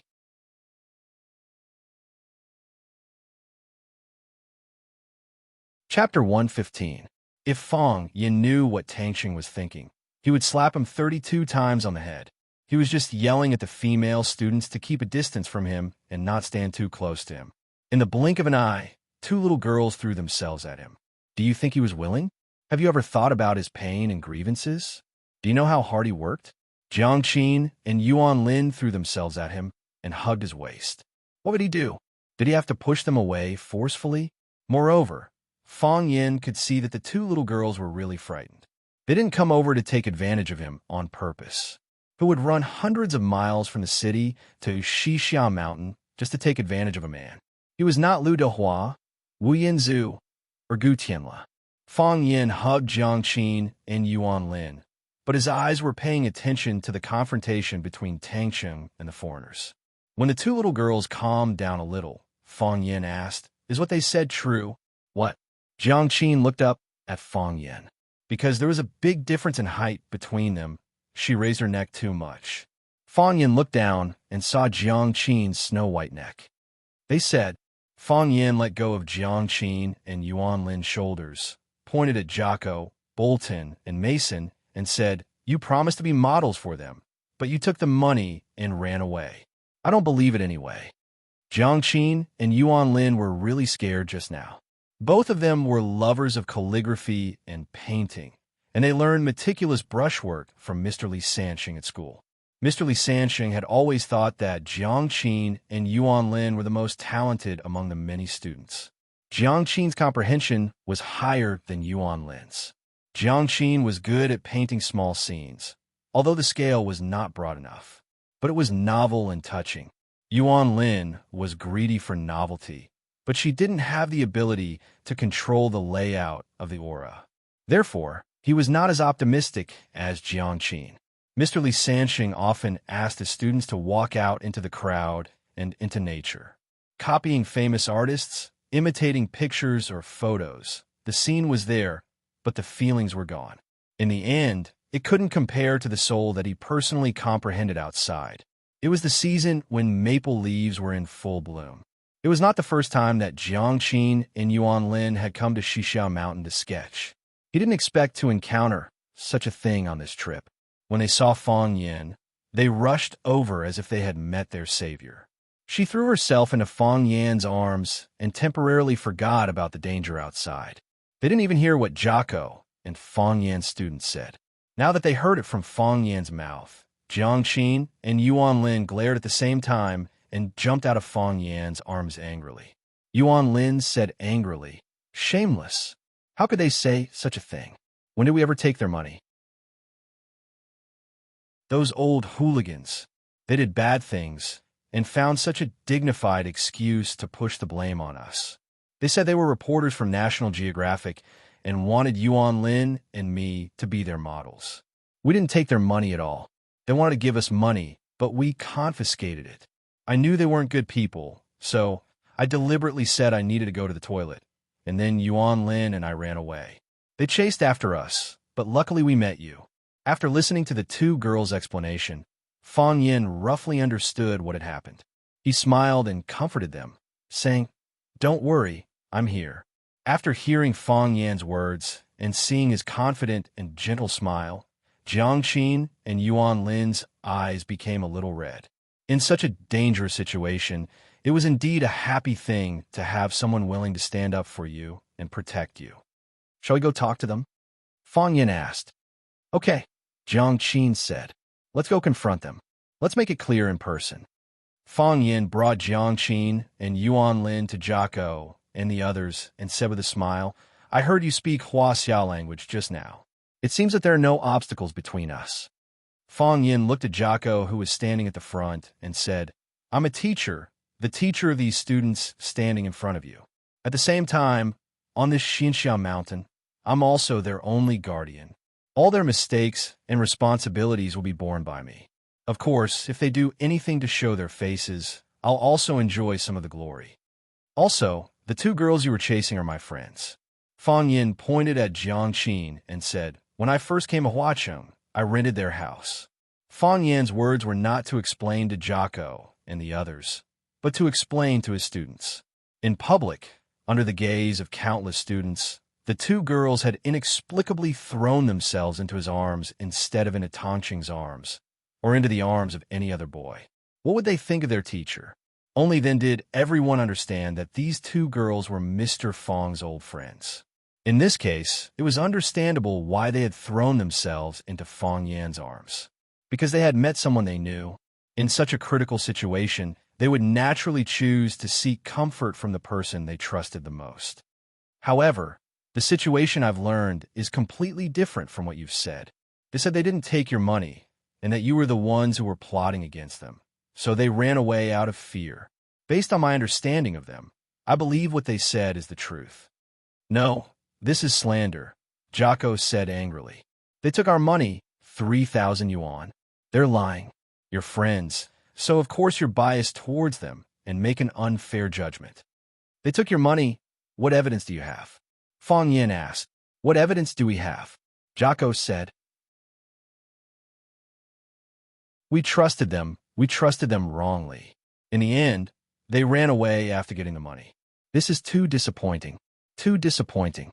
There are too many liars in Huaxia. We didn't take your money. Yuan Lin had a bad temper. She flipped open her pockets to prove her innocence, saying, "We don't have a single cent in our pockets. Who knows if you hid it on the road?" Jocko said with a sneer. "This mountain is so big. If you hid the money, who could find it? You hooligans." Yuan Lin's tears were about to flow out. They were desperately running just now. How could they have the time and mood to hide money on the road? Besides, they didn't take a cent from these people at all. You said you gave them 3,000 yuan, but you can't show any evidence. However, we saw you chasing these two little girls with our own eyes. All of us are witnesses," Fang Yin said with a sharp voice. "Your behavior has violated the law of our country. Didn't you say you want to call the police? If you don't call the police, we'll do it for you. We did chase them, but it was to get our money back. Your students hurt my colleagues, and we saw it with our own eyes." Jocko scanned around and said, "If there were cameras, this scene must have been recorded. The cameras are also our evidence. Your friend pushed me first." Huang Haoren jumped out and said. Tang Xiang helped to stop Bolton, which indirectly helped Huang Haoren. Now, they wanted to pour dirty water on Tang Xiang. Huang Haoren certainly couldn't let Tang Xiang suffer. Fang Yin waved his hand and said, "If we are wrong, we are naturally willing to bear the responsibility. We will bear all the responsibility. If you're wrong first, then no matter who you are, you have to bear the same responsibility." Fang Yin looked at Huang Haoren and said, "Haoren, call the police." Huang Haoren nodded and immediately took out his mobile phone to call the police. Jocko and his two companions looked at each other. There was some panic in their eyes. Bolton suddenly covered his chest. "It hurts. It hurts. I'm dying. I'm going to die. I can't. Oh, God, help me." Jocko looked worried and said anxiously, "My friend was hurt by you. We have to go to the hospital immediately." With that, he and Mason supported Bolton to escape the scene, regardless of the reaction of Fang Yin and the others. Isn't it too fake? Everyone thought in their hearts. He was fine just now. How could he suddenly be in such pain? "Wait," Fang Yin shouted. Jocko didn't look back and threatened. "What do you want to do? I'm warning you. If there's anything wrong with my companion, you will all have to bear the responsibility. Not only your companion has a problem, but all three of you have a problem." Fang Yin said, "We have already called the police. If you insist on leaving, it will be considered as absconding. I'm a civilized person. Don't force me to be uncivilized." Jocko didn't even reply. He just wanted to leave this damn place and these annoying guys as soon as possible. This was a bad start for them, and it was really bad luck for them. Fang Yin raised his toes, and a stone on the ground directly attacked Bolton's calf bone as if it had eyes. "Gotcha!" Bolton let out a blood-curdling scream as his body fell heavily to the ground.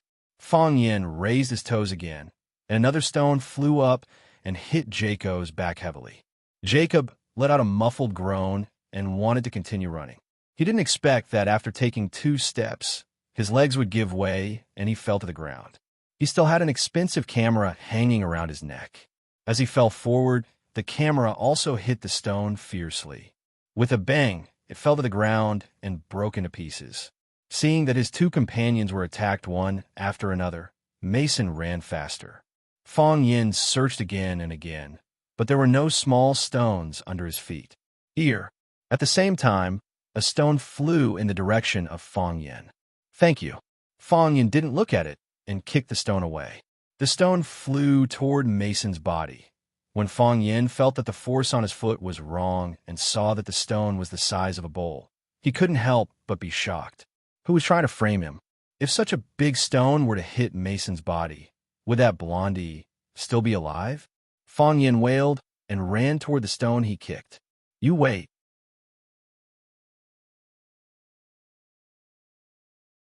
Chapter 116. Bang! The stone smashed on the back of the mountain guardian stone. There was a crisp sound and sparks flew. Fang Yin looked at Mason, who was pressed under him, and asked, "Are you okay?" Mason shook his head and then nodded. A foul smell came, and he was so scared that he peed his pants. Can you imagine that scene? When he turned around to look, a big stone whistled toward his head. There was also a young guy who was chasing him while shouting at him to wait a minute. Could he wait? Waiting was only a dead end. Therefore, he ran even harder. As a result, he was pressed to the ground from behind, and the stone flew over his head. It was too exciting. Fong Yin smelled the foul smell of urine and got up from his body in disgust. He said, "You're already a big man. Do you have to wear a diaper every time you go out?" Mason didn't understand what Fong Yin was saying, and he wasn't in the mood to listen. He was scared, and his body was lying there like a puddle of mud. Fong Yin knew that he couldn't run anymore, so he didn't put up any guard against him and walked back to the group of students. When the students saw Fong Yin came back, they applauded and cheered. "Mr. Fong, that kick just now was so cool. Mr. Fong, you caught up with the stone that was kicked. You're the Superman in our hearts."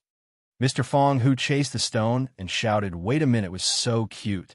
"Mr. Fong, can you be my male god?" "Qin Tian," Fong Yin shouted. Qin Tian, who was wearing a white sportswear of an unknown brand and white sports shoes, came out from the crowd. He looked at the angry Fong Yin and asked, "Fong Yin, what's the matter?" Fong Yin's face darkened even further. He quickened his steps and stood in front of Qin Tian, whispering, "I've told you to call me Mr. Fong in front of the students. How can you be so rude? You're making me lose face by calling my name, okay?" Qin Tian smiled like a spring flower and looked at Fong Yin without blinking with his bright eyes. He didn't care about his anger at all and said in a low voice that only the two of them could hear, "You said it, but I didn't." "Qin Tian." Fong Yin suddenly raised his voice. He couldn't always whisper to each other. The students would misunderstand their relationship. There were rumors in Rosefinch Secondary that Qin Tian was pursuing his teacher because the parties involved had never responded, and the relationship between them was too distant. Therefore, the rumors were not hot enough. However, Fong Yin would never do something like adding fuel to the fire. "Why did you throw the stone at me?" When the stone flew over, someone shouted, "Here." At that time, he didn't listen carefully enough. When Fong Yin solved the stone problem and thought about it carefully, he found that the voice was very similar to Qin Tian's voice. "I saw you looking for it, so I thought you wanted it," Qin Tian said. "I was looking, but why did you throw such a big stone?" Fong Yin said angrily, "Do you know how dangerous it is?" "I know," Qin Tian said. "I also know that you can solve it." Qin Tian pointed at Mason, who was lying on the ground, and said, "You see, I was right." Qin Tian. Fong Yin wanted to shout some threatening words to punish Qin Tian. Fong Yin wanted to shout, "Qin Tian, I want to deduct your credits. Qin Tian, I want you to be older than Qin Tian. Ask your parents to come to the school to find me. Qin Tian." But all these threats seemed to be no threat to Qin Tian. What could he do to a student who was sent by the school principal? You really have no idea what to do with such a student. "What do you want to say?" Qin Tian asked. "Don't do this next time," Fong Yin said. Bolton's leg was injured, Jaco's camera was broken, and Mason was so scared that he wet his pants. The three of them would never think about escaping again. While waiting for the police to come, everyone listened to Jiang Qin and Yuan Lin repeat the cause of the incident. Jiang Qin and Yuan Lin were so beautiful, but Jaco and Mason were so bad. The more beautiful Jiang Qin and Yuan Lin were, the more bad Jaco and Mason were. The students of Class 9 were filled with righteous indignation after listening to their story. The girls were busy comforting the two cute and beautiful little Lolas. While the boys were comforting them, they also tried to find out their phone numbers and solemnly promised that the next time they went out to draw, they would be willing to be free bodyguards by their side. If they were thirsty, they would bring water, and if they were sick, they would bring medicine. They also said that they were completely different from Jacob, Mason, and Bolton. They despised perverts the most. Tang Chung, who was standing beside Qin Tian, pursed his lips and said, "Looks like those two girls are very popular." Qin Tian looked at him and said indifferently, "They are indeed very cute." While they were talking, Jiang Qin and Yuan Lin broke through the encirclement of the boys and walked toward Qin Tian. Jiang Qin looked at Qin Tian, who was a head taller than her, and said, "Are you Senior Qin Tian?" "I am Qin Tian," Qin Tian said with a smile. "Is it really you?" Yuan Lin's voice became excited. Senior Etion, you are our idol. We already knew you when you were in number 1 middle school. We even went to number 1 middle school to look for you, but we didn't see you. That's really regretful, Qin Etienne said.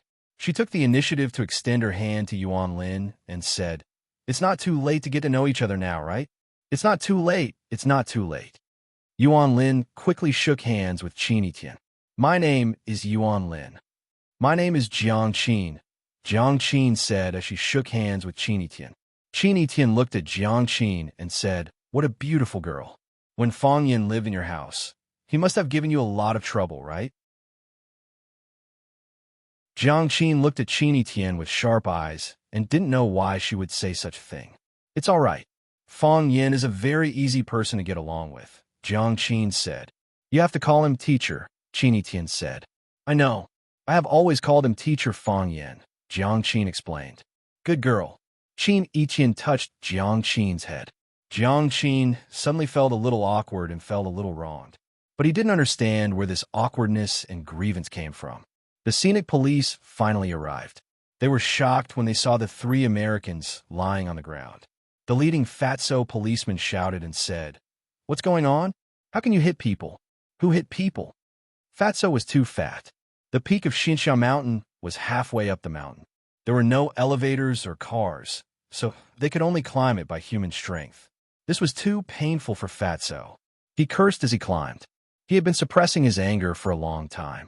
When he finally reached the destination, he was even more unhappy when he saw the 3 foreigners lying on the ground. If this kind of thing wasn't handled well, it would become a diplomatic dispute. He hated the perpetrators who caused him trouble even more. "I hit them," Fang Yin said. "Me too." Tang Cheng walked to Fang Yan's side and stood side by side with him. At this time, he couldn't let Fang Yin be the only one in the limelight. "Me too. I hit them too." The boys stood out one by one, and all chose to stand with Fang Yin and Tang Cheng.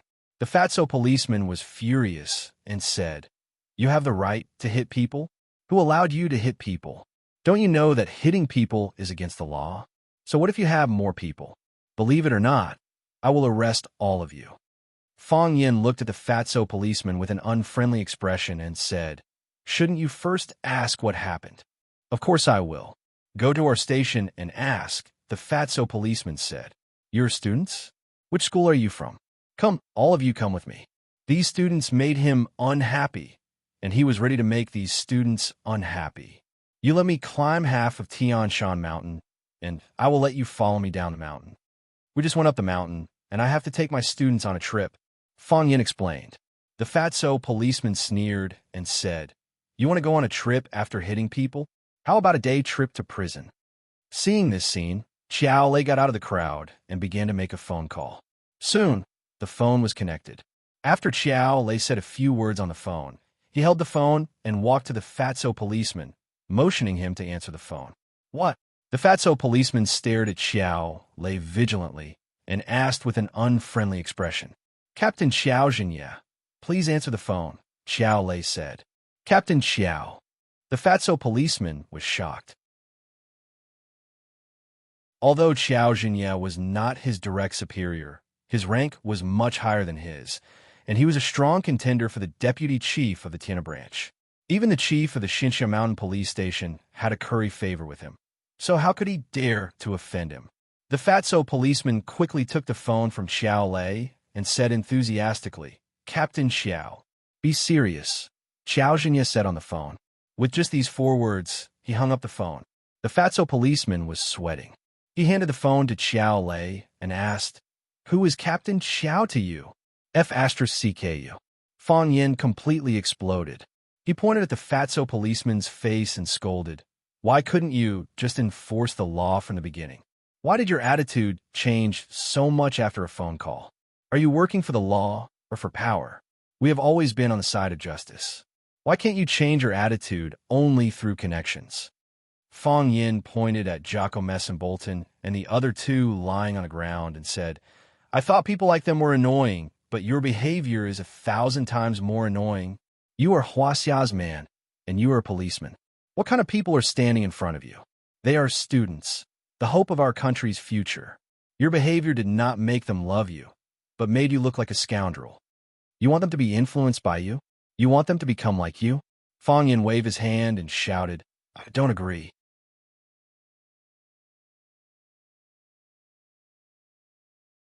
Chapter 117.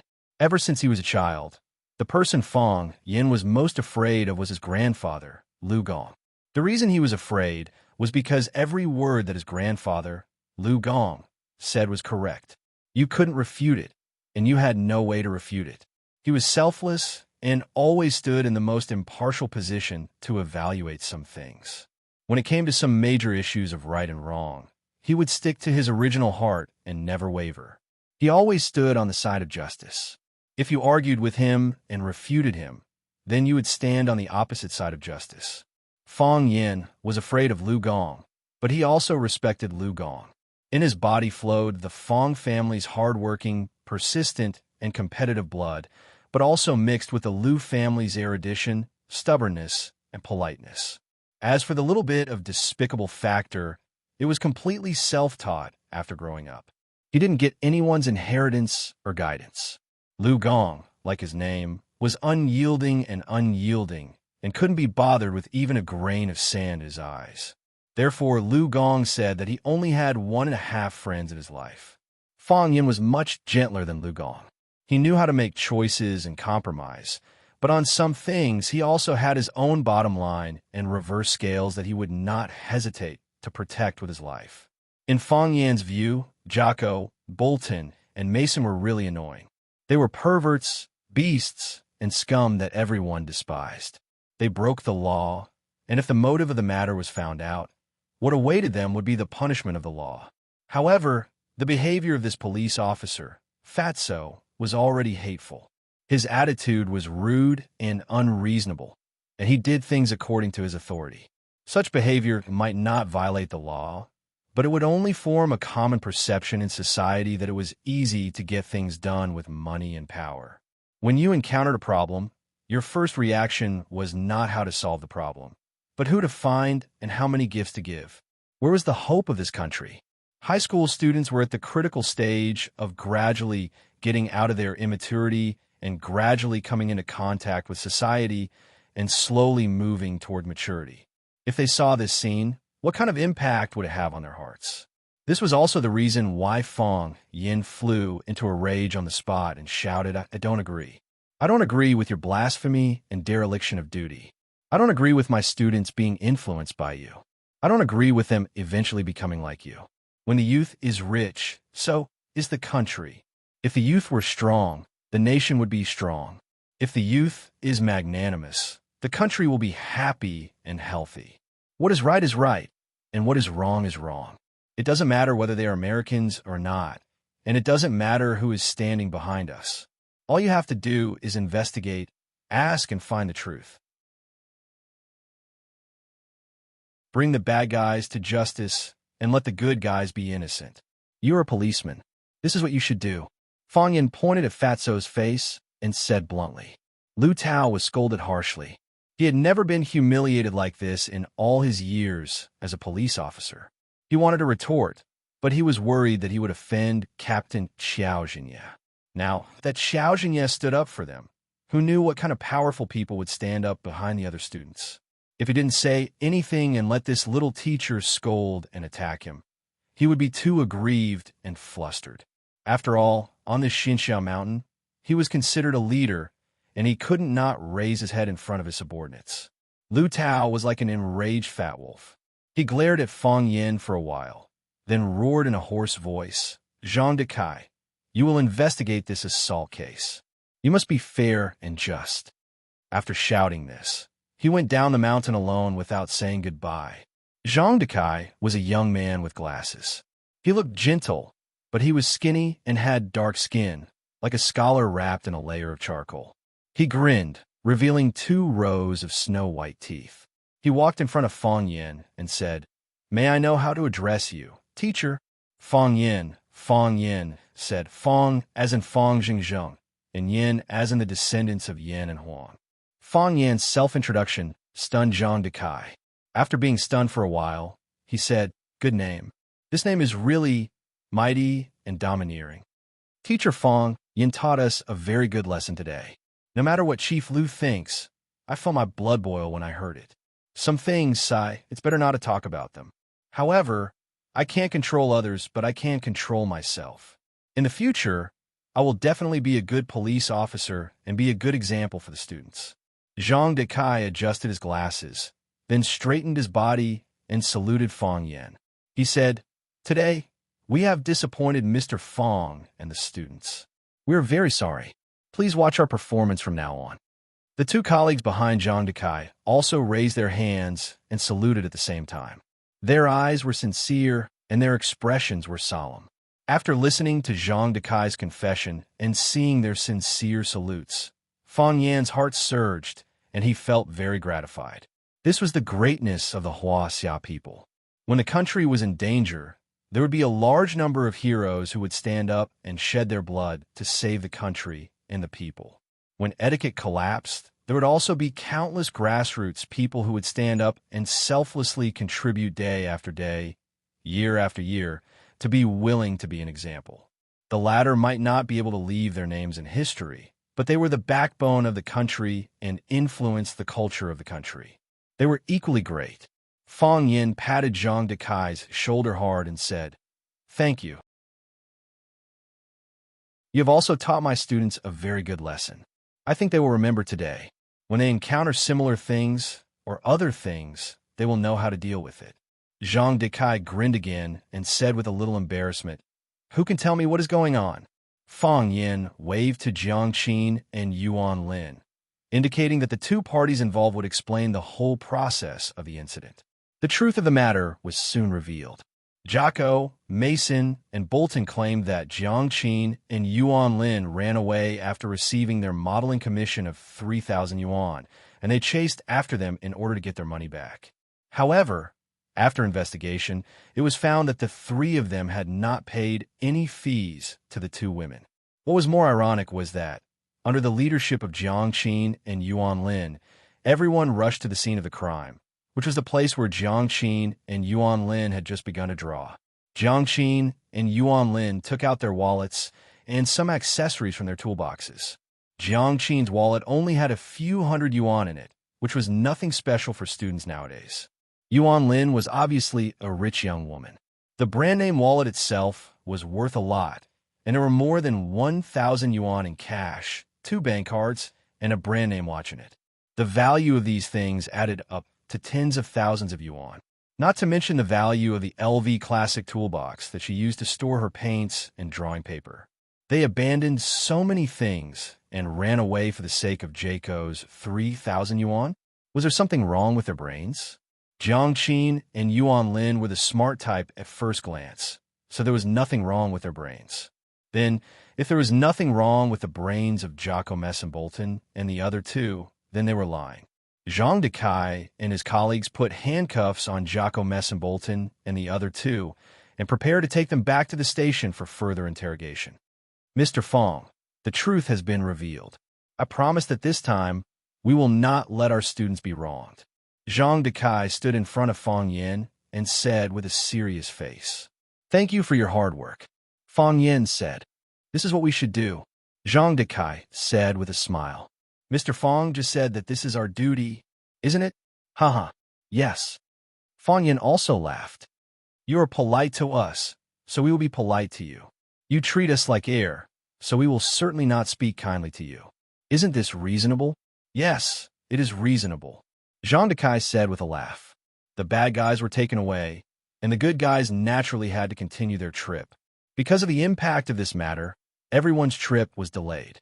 They had to climb to the top of the mountain before dark and rest in the hotel at the top of the mountain at night. Early the next morning, everyone went to watch the sunrise. Fong Yin let Tang Xun and Huang Haoren lead the team and continued to lead the 9th class to climb to the top of the mountain. He said a few words to Jiang Qin and Yuan Lin, and then went to catch up with the rest of the team. The boys were reluctant to part with Jiang Qin and Yuan Lin, and some of them were bold enough to invite them to go to the top of the mountain to watch the sunrise. Jiang Qin and Yuan Lin smiled without saying anything, and did not make it clear whether they would go or not. When the crowd dispersed, only Fong Yin, Jiang Qin, and Yuan Lin were left in the dense forest. Fang Yin looked at the two girls and said with a smile, "Pack up and go back down the mountain quickly. Your family will be worried if you go back late." Jiang Qin and Yuan Lin looked at each other and did not answer Fang Yin's question. Fang Yin squatted down to help the two girls clean up the easel and brush that had been kicked away by Mason. On the grass in the distance, he found several pieces of drawing paper that had fallen here. He picked up the drawing paper and found a familiar figure on it. He took the drawing paper and glanced at Jiang Qin, and Jiang Qin also happened to look at him. Seeing the drawing paper in Fang Yan's hand, Jiang Qin reacted. "Ah!" she cried out in surprise and quickly ran towards Fang Yanfei. Crash! Jiang Qin snatched the drawing paper from Fang Yan's hand and said angrily, "How can you casually look through other people's things? I have never seen such an ugly Lu Dehua," Fang Yan said with a smile. "You drew our idol Lu Dehua like this. Have you ever thought about the feelings of us fans?" "Who said this is Lu Dehua?" Jiang Qin pouted and said, "What I drew was an ugly monster." "What ugly monster?" Yuan Lin's puzzled eyes looked at Jiang Qin and Fang Yin and said, "Let me see how ugly it is." "No." Jiang Qin refused and wanted to put the drawing paper in his hand into the box. "If you don't want to give it, then don't give it." "Who wants it?" Crash! Yuan Lin said that she didn't want it, but when Jiang Qin was unprepared, she snatched the drawing paper.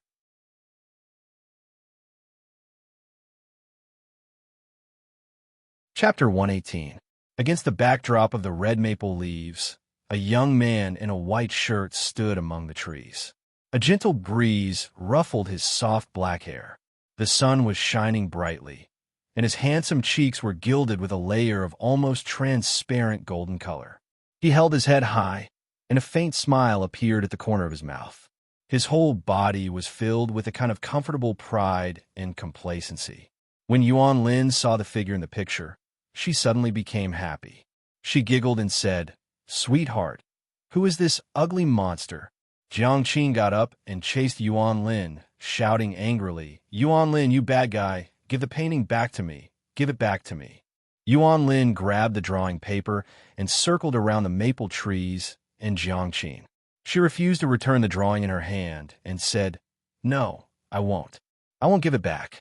If you don't tell me who this ugly monster is, I won't give it to you." "Give it to me." "No." "Will you give it to me or not?" "No." Yuan Lin. Jiang Qin stopped. Her cheeks were red, and she looked at Yuan Lin with tears in her eyes. A pitiful look of indignation and humiliation. Young girls' feelings were always poems. The vague love for a boy was their most private and sensitive taboo. They were ashamed to admit it and annoyed to see others. Yuan Lin's behavior undoubtedly exposed her feelings in front of the person involved, which made her ashamed and angry, and her tears flowed out uncontrollably. Seeing Jiang Qin crying, Yuan Lin hurried over. She stuffed the painting paper into Jiang Qin's hand, held Jiang Qin's shoulder, and said with heartache, "Sweetheart, don't cry. Don't cry. I'm joking with you. It's my fault. It's all my fault. I won't ask, okay? I won't ask anymore." Jiang Qin wiped his tears with the back of his hand and cried even more sadly. "I didn't even cry when you made my idol, Lu Dehua, look so ugly. Why are you crying?" Fang Yin said helplessly. "You're so annoying." Jiang Qin stomped his feet angrily. "I told you it's not Lu Dehua. Nongpa? I thought this person looked a bit like Nongpa. So you guys." Fang Yin pretended not to see the characters on the paper and deliberately led them in the wrong direction. "Who said it was a farmstead? Why would I draw him?" Jiang Qin was even angrier. She was so angry that she forgot to continue crying. "I can draw whoever I want. What does that have to do with you?" Yes, it has nothing to do with me." Fang Yin raised his hands in surrender. He knew that this was not the time to provoke this girl. "Hurry up and pack up. I'll send you down the mountain." "I'm not going back today," Jiang Qin said. "What?" Fang Yin widened his eyes and looked at Jiang Qin. Even Yuan Lin looked at her companion in surprise. Didn't this girl discuss with her before making a decision? "I said, we're not going back tonight," Jiang Qin said. She turned to look at Yuan Lin and said, "Haven't you always wanted to see the sunrise at Shisha Mountain?" We're not going back tonight. We'll wake up early tomorrow to see the sunrise. We can even bring a drawing board and draw it. Didn't the teacher say that? Only by experiencing it yourself can you draw that kind of breathtaking scenery. This is a good opportunity. What do you mean a good opportunity? Yuan Lin laughed in her heart. Before Fong Yin came, why didn't I hear that you wanted to stay at the top of the mountain to see the sunrise? Why didn't I hear that this was a good opportunity? But we agreed to go home tonight, Yuan Lin said worriedly. Won't your mom be worried if we don't go back? My mom must be worried to death. Idiot. Can't we just call back and tell them? Jiang Qin said. Just tell them that we're going to paint the sunrise and won't go back tonight. No. Yuan Lin shook her head. My mom will definitely not agree, and neither will your mom. We're girls. Jiang Qin looked at Fong Yin and wanted to say something, but stopped. Fong Yin pretended not to understand the pleading look in Jiang Qin's eyes and said, Yuan Lin is right. If you two girls don't go back tonight, your family will be worried. If you really want to see the sunrise and paint it, then go back and discuss with your parents. Come back when they agree, or let them accompany you. Isn't that better? Bet on my ass. Jiang Qin curled her lips and said, Who will want to travel with their parents? Yuan Lin also nodded vigorously and said, That's right. Don't do this and don't do that. It's so annoying. Fong Yin was very hurt. He ignored the rebellious mentality of children at this age. Jiang Qin seemed to have made up his mind. He looked at Yuan Lin and said, You call your mom, and I'll call my mom. We'll tell them that we're with a lot of classmates and nothing will happen. We'll also stay on the top of the mountain tonight and get up early tomorrow morning to watch the sunrise. After watching the sunrise, we'll go back. What can happen? Yuan Lin was also persuaded by Jiang Qin and said, Okay, then shall we call now? Yes. Jiang Qin nodded. If my mom doesn't believe it, you can testify for me. If your mom doesn't believe it, I'll also testify for you. Happy cooperation. The two girls clapped their hands together happily. Fong Yin was speechless. From their conversation, it could be heard that they must have done many things like helping each other hide and deceive. Seeing that Jiang Qin was about to take out his phone and make the call, Fong Yin stopped him and said, Are you really going to stay? Of course, Jiang Qin said. For art, Yuan Lin said. Then, I'll make the call for you, Fong Yin said. You'll make the call for us. Jiang Qin looked at Fong Yin uncertainly. If her mom knew that Fong Yin was also at Xixia Mountain, wouldn't she be more determined to call them back? Yes, I'll make the call for you. Fong Yin nodded. It's not a bad thing. Why must you lie to them? If they don't know the truth about you, they'll be worried and scared the whole night. It's not easy being a parent. Why should we let them worry about us? But what if my mom doesn't agree? Jiang Qin said worriedly. I'll explain to her. She'll agree, Fong Yin said. What if she doesn't agree, I'll send you down the mountain and you can take a car back, Fong Yin said. Jiang Qin and Yuan Lin discussed for a while and finally decided to compromise. Jiang Qin dialed his mother's number with his phone and said, Mom, Fong Yin wants to talk to you. Fong Yin took the phone from Jiang Qin and said with a smile, Sisterly, I'm Fong Yin. I haven't seen you for a long time. I really miss your cooking. Fong Yin. Sister Li's voice paused for a moment. If you miss me, come over for dinner when you have time. You're with Jiang Qin? What's up? Sister Li, it's like this. Fong Yin explained with a smile. I brought my students to Xixia Mountain for a trip and happened to meet the two girls, Jiang Qin and Yuan Lin, who came to the mountain to paint. They heard that my students and I were going to spend the night at the hotel on the mountain and watch the sunrise tomorrow morning. So they wanted to come with us. I said I'll call you and ask for your permission. If you agree, I'll promise them to stay. If you don't agree, I'll send them down the mountain and let them take a car home. Sisterly thought for a while and said with a hearty smile, If they want to watch the sunrise, then let them stay. If it's only the two of them, I won't feel at ease. But with Mr. Fong, I believe you can take good care of them. I'll take good care of them, Fong Yin promised. Fong Yin, thank you, Sisterly said gratefully. It's nothing. Anyway, there are other students to take care of. Jiang Qin is also my student. Yes, Sisterly answered. Fong Yin, I'm sorry. You didn't do me wrong. Fong Yin smiled. You just love your daughter too much. Yes, Sister Lee said. As a mother, how can I not love my child? After hanging up, Fong Yin looked at Jiang Qin, who was looking at him with a worried face, and said, Your mother agreed. Really? Jiang Qin had an incredulous look on his face as he asked. You really agreed? He really agreed. Why did she agree? Jiang Qin asked in confusion. Because I believe in her, and she believes in me, Fong Yin said with a smile. Jiang Qin shook his head and said, I don't understand. She really didn't understand. If her mother believed in Fong Yin, why would she chase Fong Yin out of the house? It's my turn. It's my turn, Yuan Lin said. She dialed her mother's number, said a few words, and handed the phone to Fong Yin. Fong Yin took the phone, and before he could speak, a pleasant woman's voice came from the phone. Is this teacher Fong Yin? I know you. Yuan Lin said she wants to watch the sunrise at Shisha Mountain, so please help take care of her.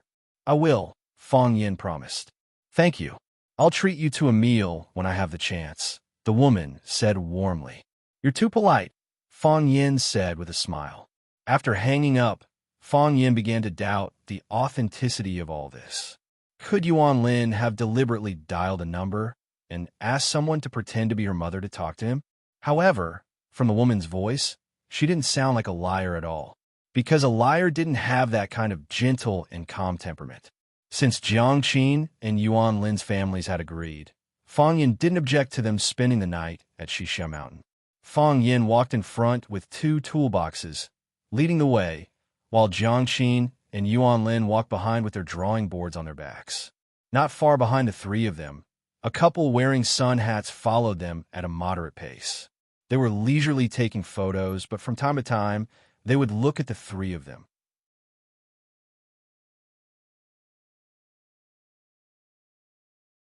Chapter 119.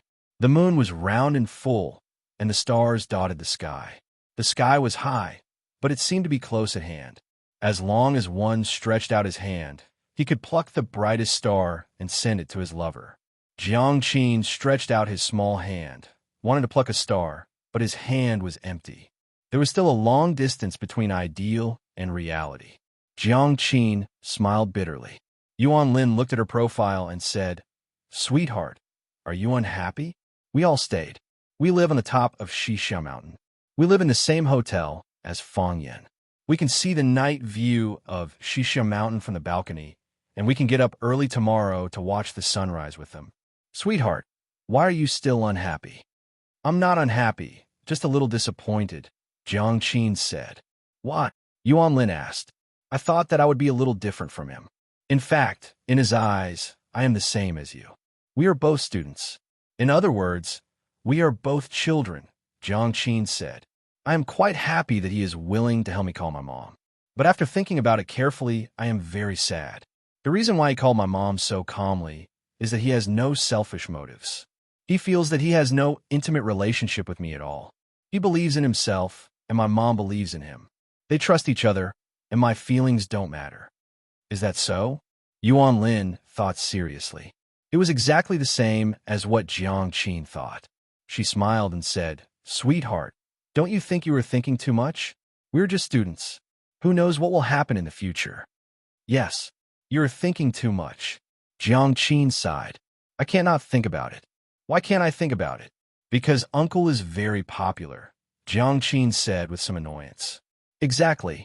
I want to compete with you, Yuan Lin said with a giggle. Don't you dare, Jiang Qin said threateningly. Then, the 2 girls laughed together. The hotel was built on the edge of the cliff. Standing on the balcony gave people a feeling that their bodies were suspended in the air. He could enjoy the cool breeze of the mountain stream and the bright moon above his head. The beautiful scenery on a good day did not disappoint the reputation of the Canvas Moon Hotel. Boys and girls lived separately, 2 to a room. Since one student was absent, there were exactly 20 rooms for the 40 students. Fong Yin booked another room for Jiang Qin and Yuan Lin. The 2 girls were quite stubborn and insisted on paying for their own rooms. Fong Yin knew that Yuan Lin was a rich woman, so he didn't argue too much with them. Fong Yin lived alone in a room, which was quite comfortable. After taking a shower, He sat on the balcony and made himself a cup of Longjing tea, enjoying the breeze and admiring the scenery. It was a happy and harmonious life. Dong dong. There was a knock on the door. Fong Yin lived in room 309. During the meal, he specifically told all the students his room number, so that if they encountered any problems, they must go to room 309 to discuss it with him. They must not act on their own. They were outside, and they lived on the mountain. As the only teacher leading the team, Fong Yin had a great responsibility. If something happened to the students, he would have to bear the consequences as a teacher. Fong Yin walked over to open the door, and his heart suddenly trembled. Qin Tian stood at the door with a smile. Maybe because she had just taken a shower, she had changed into a set of snow-white casual sportswear. Because the conditions of the hotel were simple, there was no hair dryer for every customer, so her hair was still a little moist, but it was still soft and draped over her shoulders. Fong Yin blocked the door and asked, "Classmate Qin Etian, what's the matter?" Looking at Fong Yin's actions, Qin Etian frowned slightly and said, "Fong Yin, you don't want to let me in? It's not that I don't want to. I'm too tired today, and I'm going to rest. If there's nothing else, go back and rest early. I still have to get up early tomorrow morning to watch the sunrise. You still don't want to let me in?" Qin Etian chuckled. "Fong Yin, what are you afraid of?" "What?" Fong Yin was like a rabbit whose tail had been stepped on. He said angrily, "What am I afraid of? What do I have to be afraid of? Then why won't you let me in? I'm a student, and you're my teacher. I came to talk to you about something very important, but you're blocking the door in fear. Fong Yin, are you feeling guilty?" Fong Yin could only move aside and said, "What do you want to talk to me about?" Qin Etian walked past Fong Yin and went straight to the rattan chair on the balcony to sit down. Looking at the steaming Longjing tea, he said, "It seems that you don't plan to sleep so early." "I'll sleep after drinking this cup of tea," Fong Yin said with an awkward smile. "I'm used to drinking a cup of green tea before going to bed." "What a coincidence. I also have such a habit," Qin Etian said.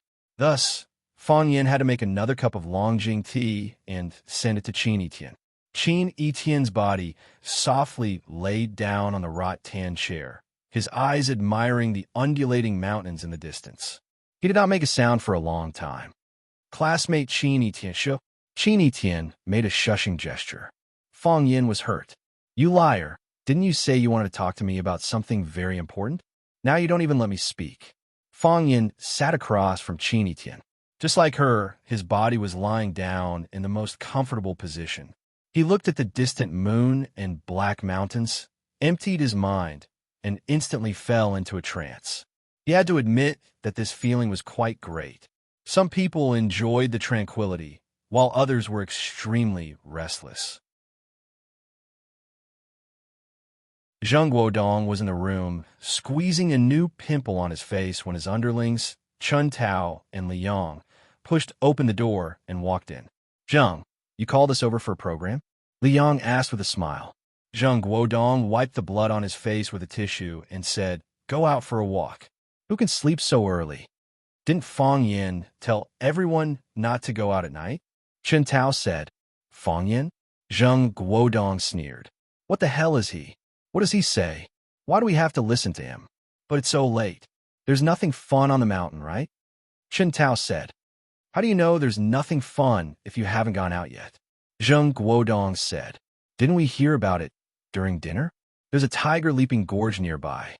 When the moon is bright at night, we might be able to see the tiger leaping gorge.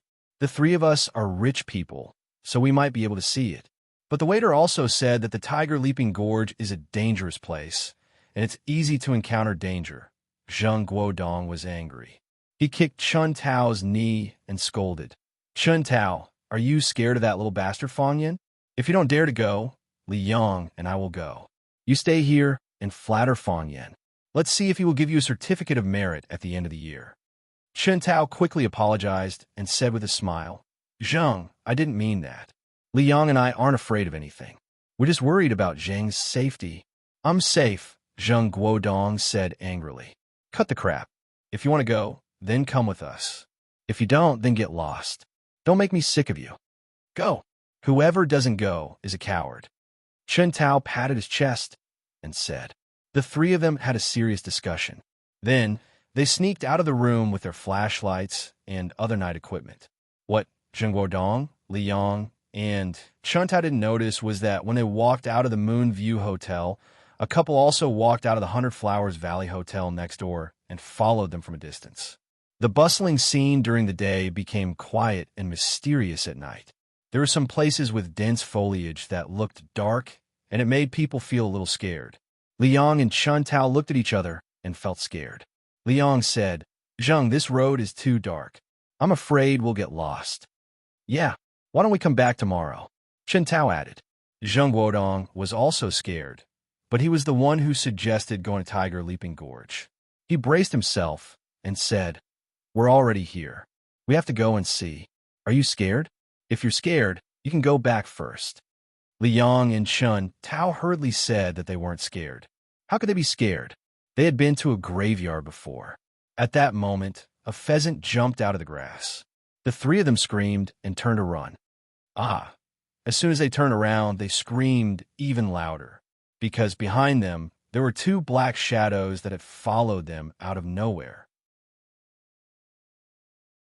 The two black shadows just stood there quietly. They didn't speak or make any sound. They were like lonely ghosts or bloodthirsty ghosts from the depths of the forest. Plop! The three of them suddenly turned around and stopped. Chen Tao couldn't react in time, so he staggered and fell forward. He accidentally slipped and fell at the feet of the two black-clothed figures. After letting out another scream of fright, his hands and feet moved together as he desperately retreated backwards. Let's go. The black shadow pointed forward and said emotionlessly. Go where? Zheng Guodong asked with a trembling voice.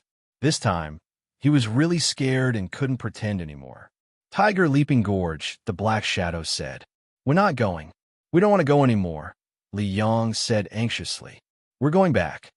I'm afraid it's not up to you now, the black shadow said with a sneer. If we don't want to go, then we don't want to go. Why must we listen to you? Zheng Guodong shouted to boost his courage. Besides, he also hoped that someone would hear his voice and come to save him. The black shadow jumped high and kicked Zheng Guodong in the chest. Zheng Guodong let out a groan. His body flew into the air and fell toward the cliff beside the mountain path. Chen Tao and Liang were scared out of their wits. They didn't care about Zheng Guodong's life anymore. The two of them ran toward the depths of the forest. The two black shadows moved at the same time and rushed in front of them in an instant. Liang and Chen Tao followed Zheng Guodong's trajectory and rolled away. They were truly brothers in trouble.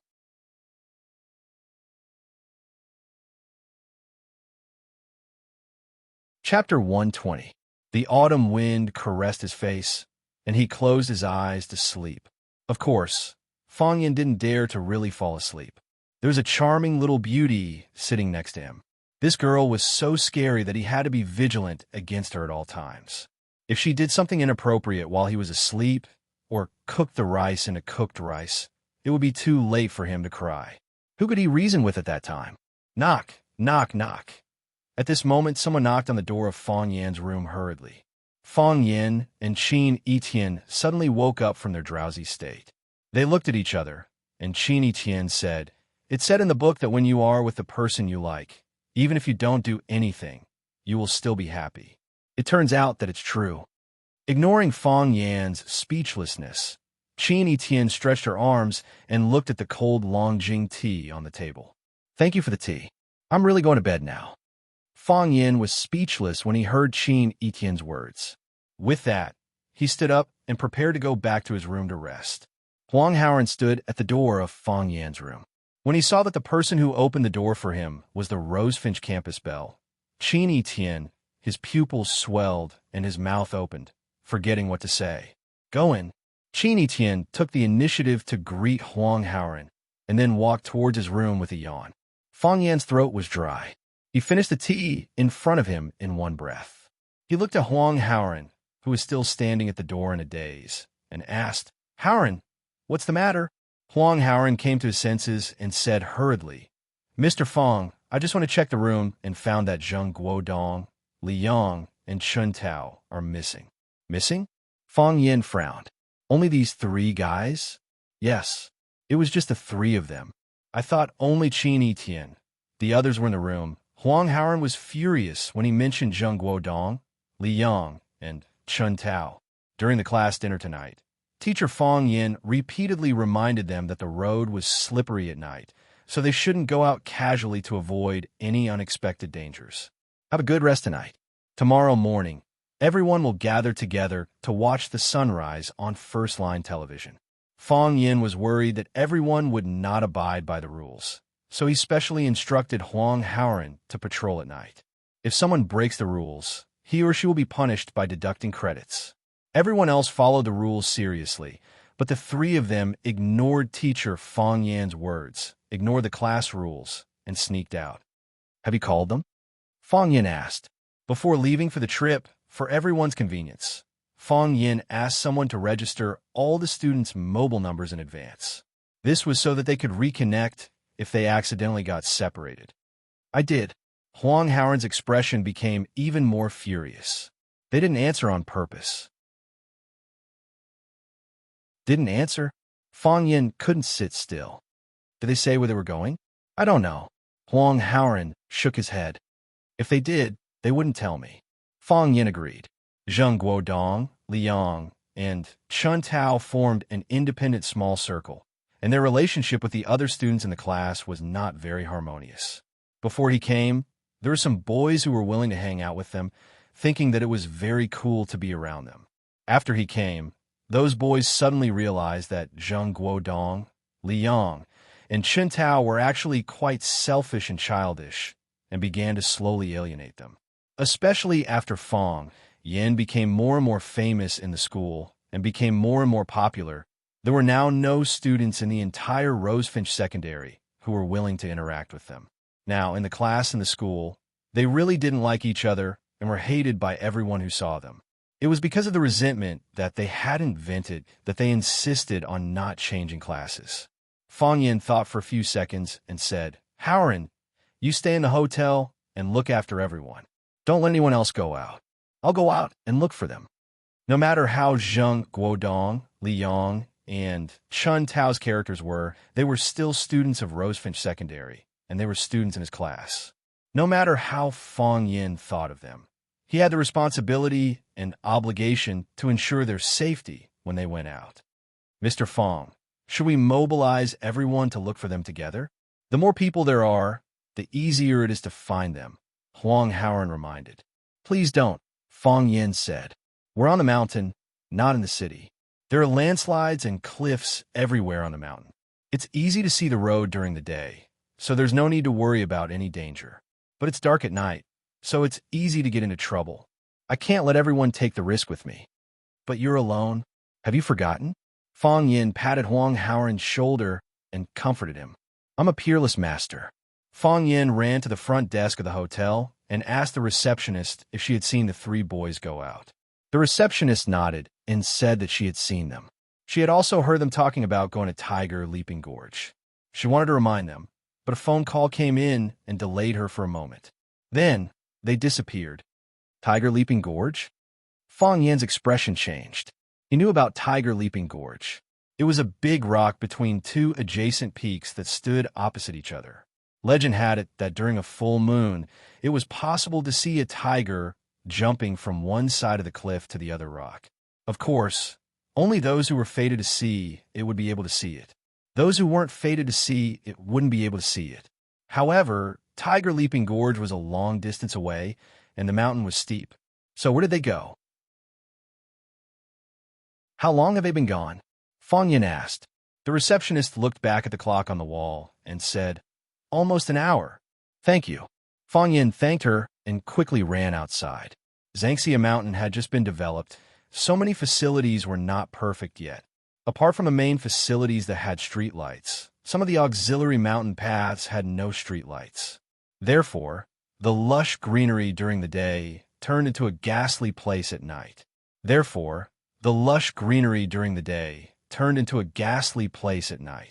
Fong Yin had to slow down in places where the moonlight couldn't reach. Although he had bragged to Huang Haoran that he was a peerless master, he didn't know Qinggong. Fang Yin looked around as he ran, trying to find Zheng Guodong, Liang, and Chen Tao. If nothing had happened to the three of them, he should have been able to spot them immediately. Fang Yin didn't find any traces of Zheng Guodong, Liang, and Chen Tao all the way to Tiger Leaping Gorge. Could it be that they didn't come to Tiger Leaping Gorge? If they didn't come here, where did they go? Fang Yin was burning with anxiety. Where the hell did these three little bastards run off to? Fang Yin took out his phone and called Zheng Guodong again, but the call still couldn't be connected. Damn it! Fang Yin cursed angrily. At that moment, Fang Yin suddenly felt a chill run down his spine. His muscles tensed up and his hair stood on end. Danger! Fang Yin's legs separated in a straight line, and he did a 180-degree split, instantly shortening his body by more than half. Whoosh! A cold light flashed over his head, almost cutting off half of his head. Fang Yin thought to himself, he's trying to take someone's life. He used one hand to support himself, and his body leaped high into the air. His long legs fiercely kicked toward the flashing silver light. Eagle body bow, kick. Black Shadow didn't expect Fang Yin's reaction to be so fast, and his counterattack to be so fierce. He had just swung his saber, and he had already made a series of dodging and counterattacking moves. It was simply dazzling. He was already surprised that his first slash missed. He knew that this teacher knew some martial arts. He had injured Wu Ren's student and defeated the coach of Glory Martial Arts School, but they were assassins. Professional assassins. How could killing and performing be on the same level? Seeing his target kick toward his chest, Black Shadow swung his saber diagonally, preparing to cut off a section of his ankle or cut off a piece of flesh from his calf. Fang Yin's straightened leg suddenly bent and retracted it at a 90-degree angle. After he avoided the diagonal slash, his long leg stretched out 180 degrees and suddenly bounced. Bang! Black Shadow grunted. His chest was hit, and his body retreated in a sorry state. Straight kick, bow kick, and straight kick. Because Fang Yin's speed was too fast, and he calculated every possible counterattack move of his opponent. With one hit, the Black Shadow had almost no power to counterattack. Crack! Only then did Fang Yin's body land on the ground. His ability to stay in the air was amazing. Black Shadow's body finally stood firm. Moreover, there was a slightly thinner Black Shadow beside the Black Shadow. It turned out that they weren't alone, but in a team of two. Who are you? Fang Yin shouted coldly. He was already sure that this was a trap specially designed for him. Who was it that hated him so much that he wanted to take his life? Zheng Guodong, Liang, and Chen Tao? Could it be that they hired assassins to deal with him? It couldn't be. How could they be so stupid and crazy? What if it wasn't them? What kind of role did they play in the middle? It was a mess of thousands of things. Monster, the taller figure said coldly. Playing tricks, Fang Yin said sarcastically.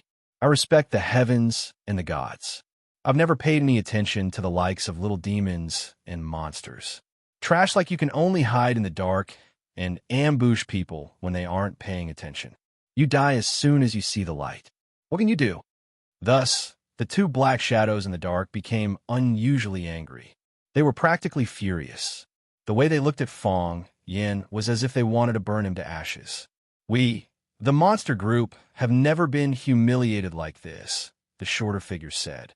Because the black hood covered their faces, Fang Yin couldn't see their real faces. It wasn't until she spoke that Fang Yin realized she was a woman. Today, I'll let you have a taste of my little goblin methods, the taller man said angrily. To die in the hands of us monsters, consider it a blessing from your previous life, the taller man said angrily. Next year, today will be your death anniversary, the taller man said. Are they really monsters?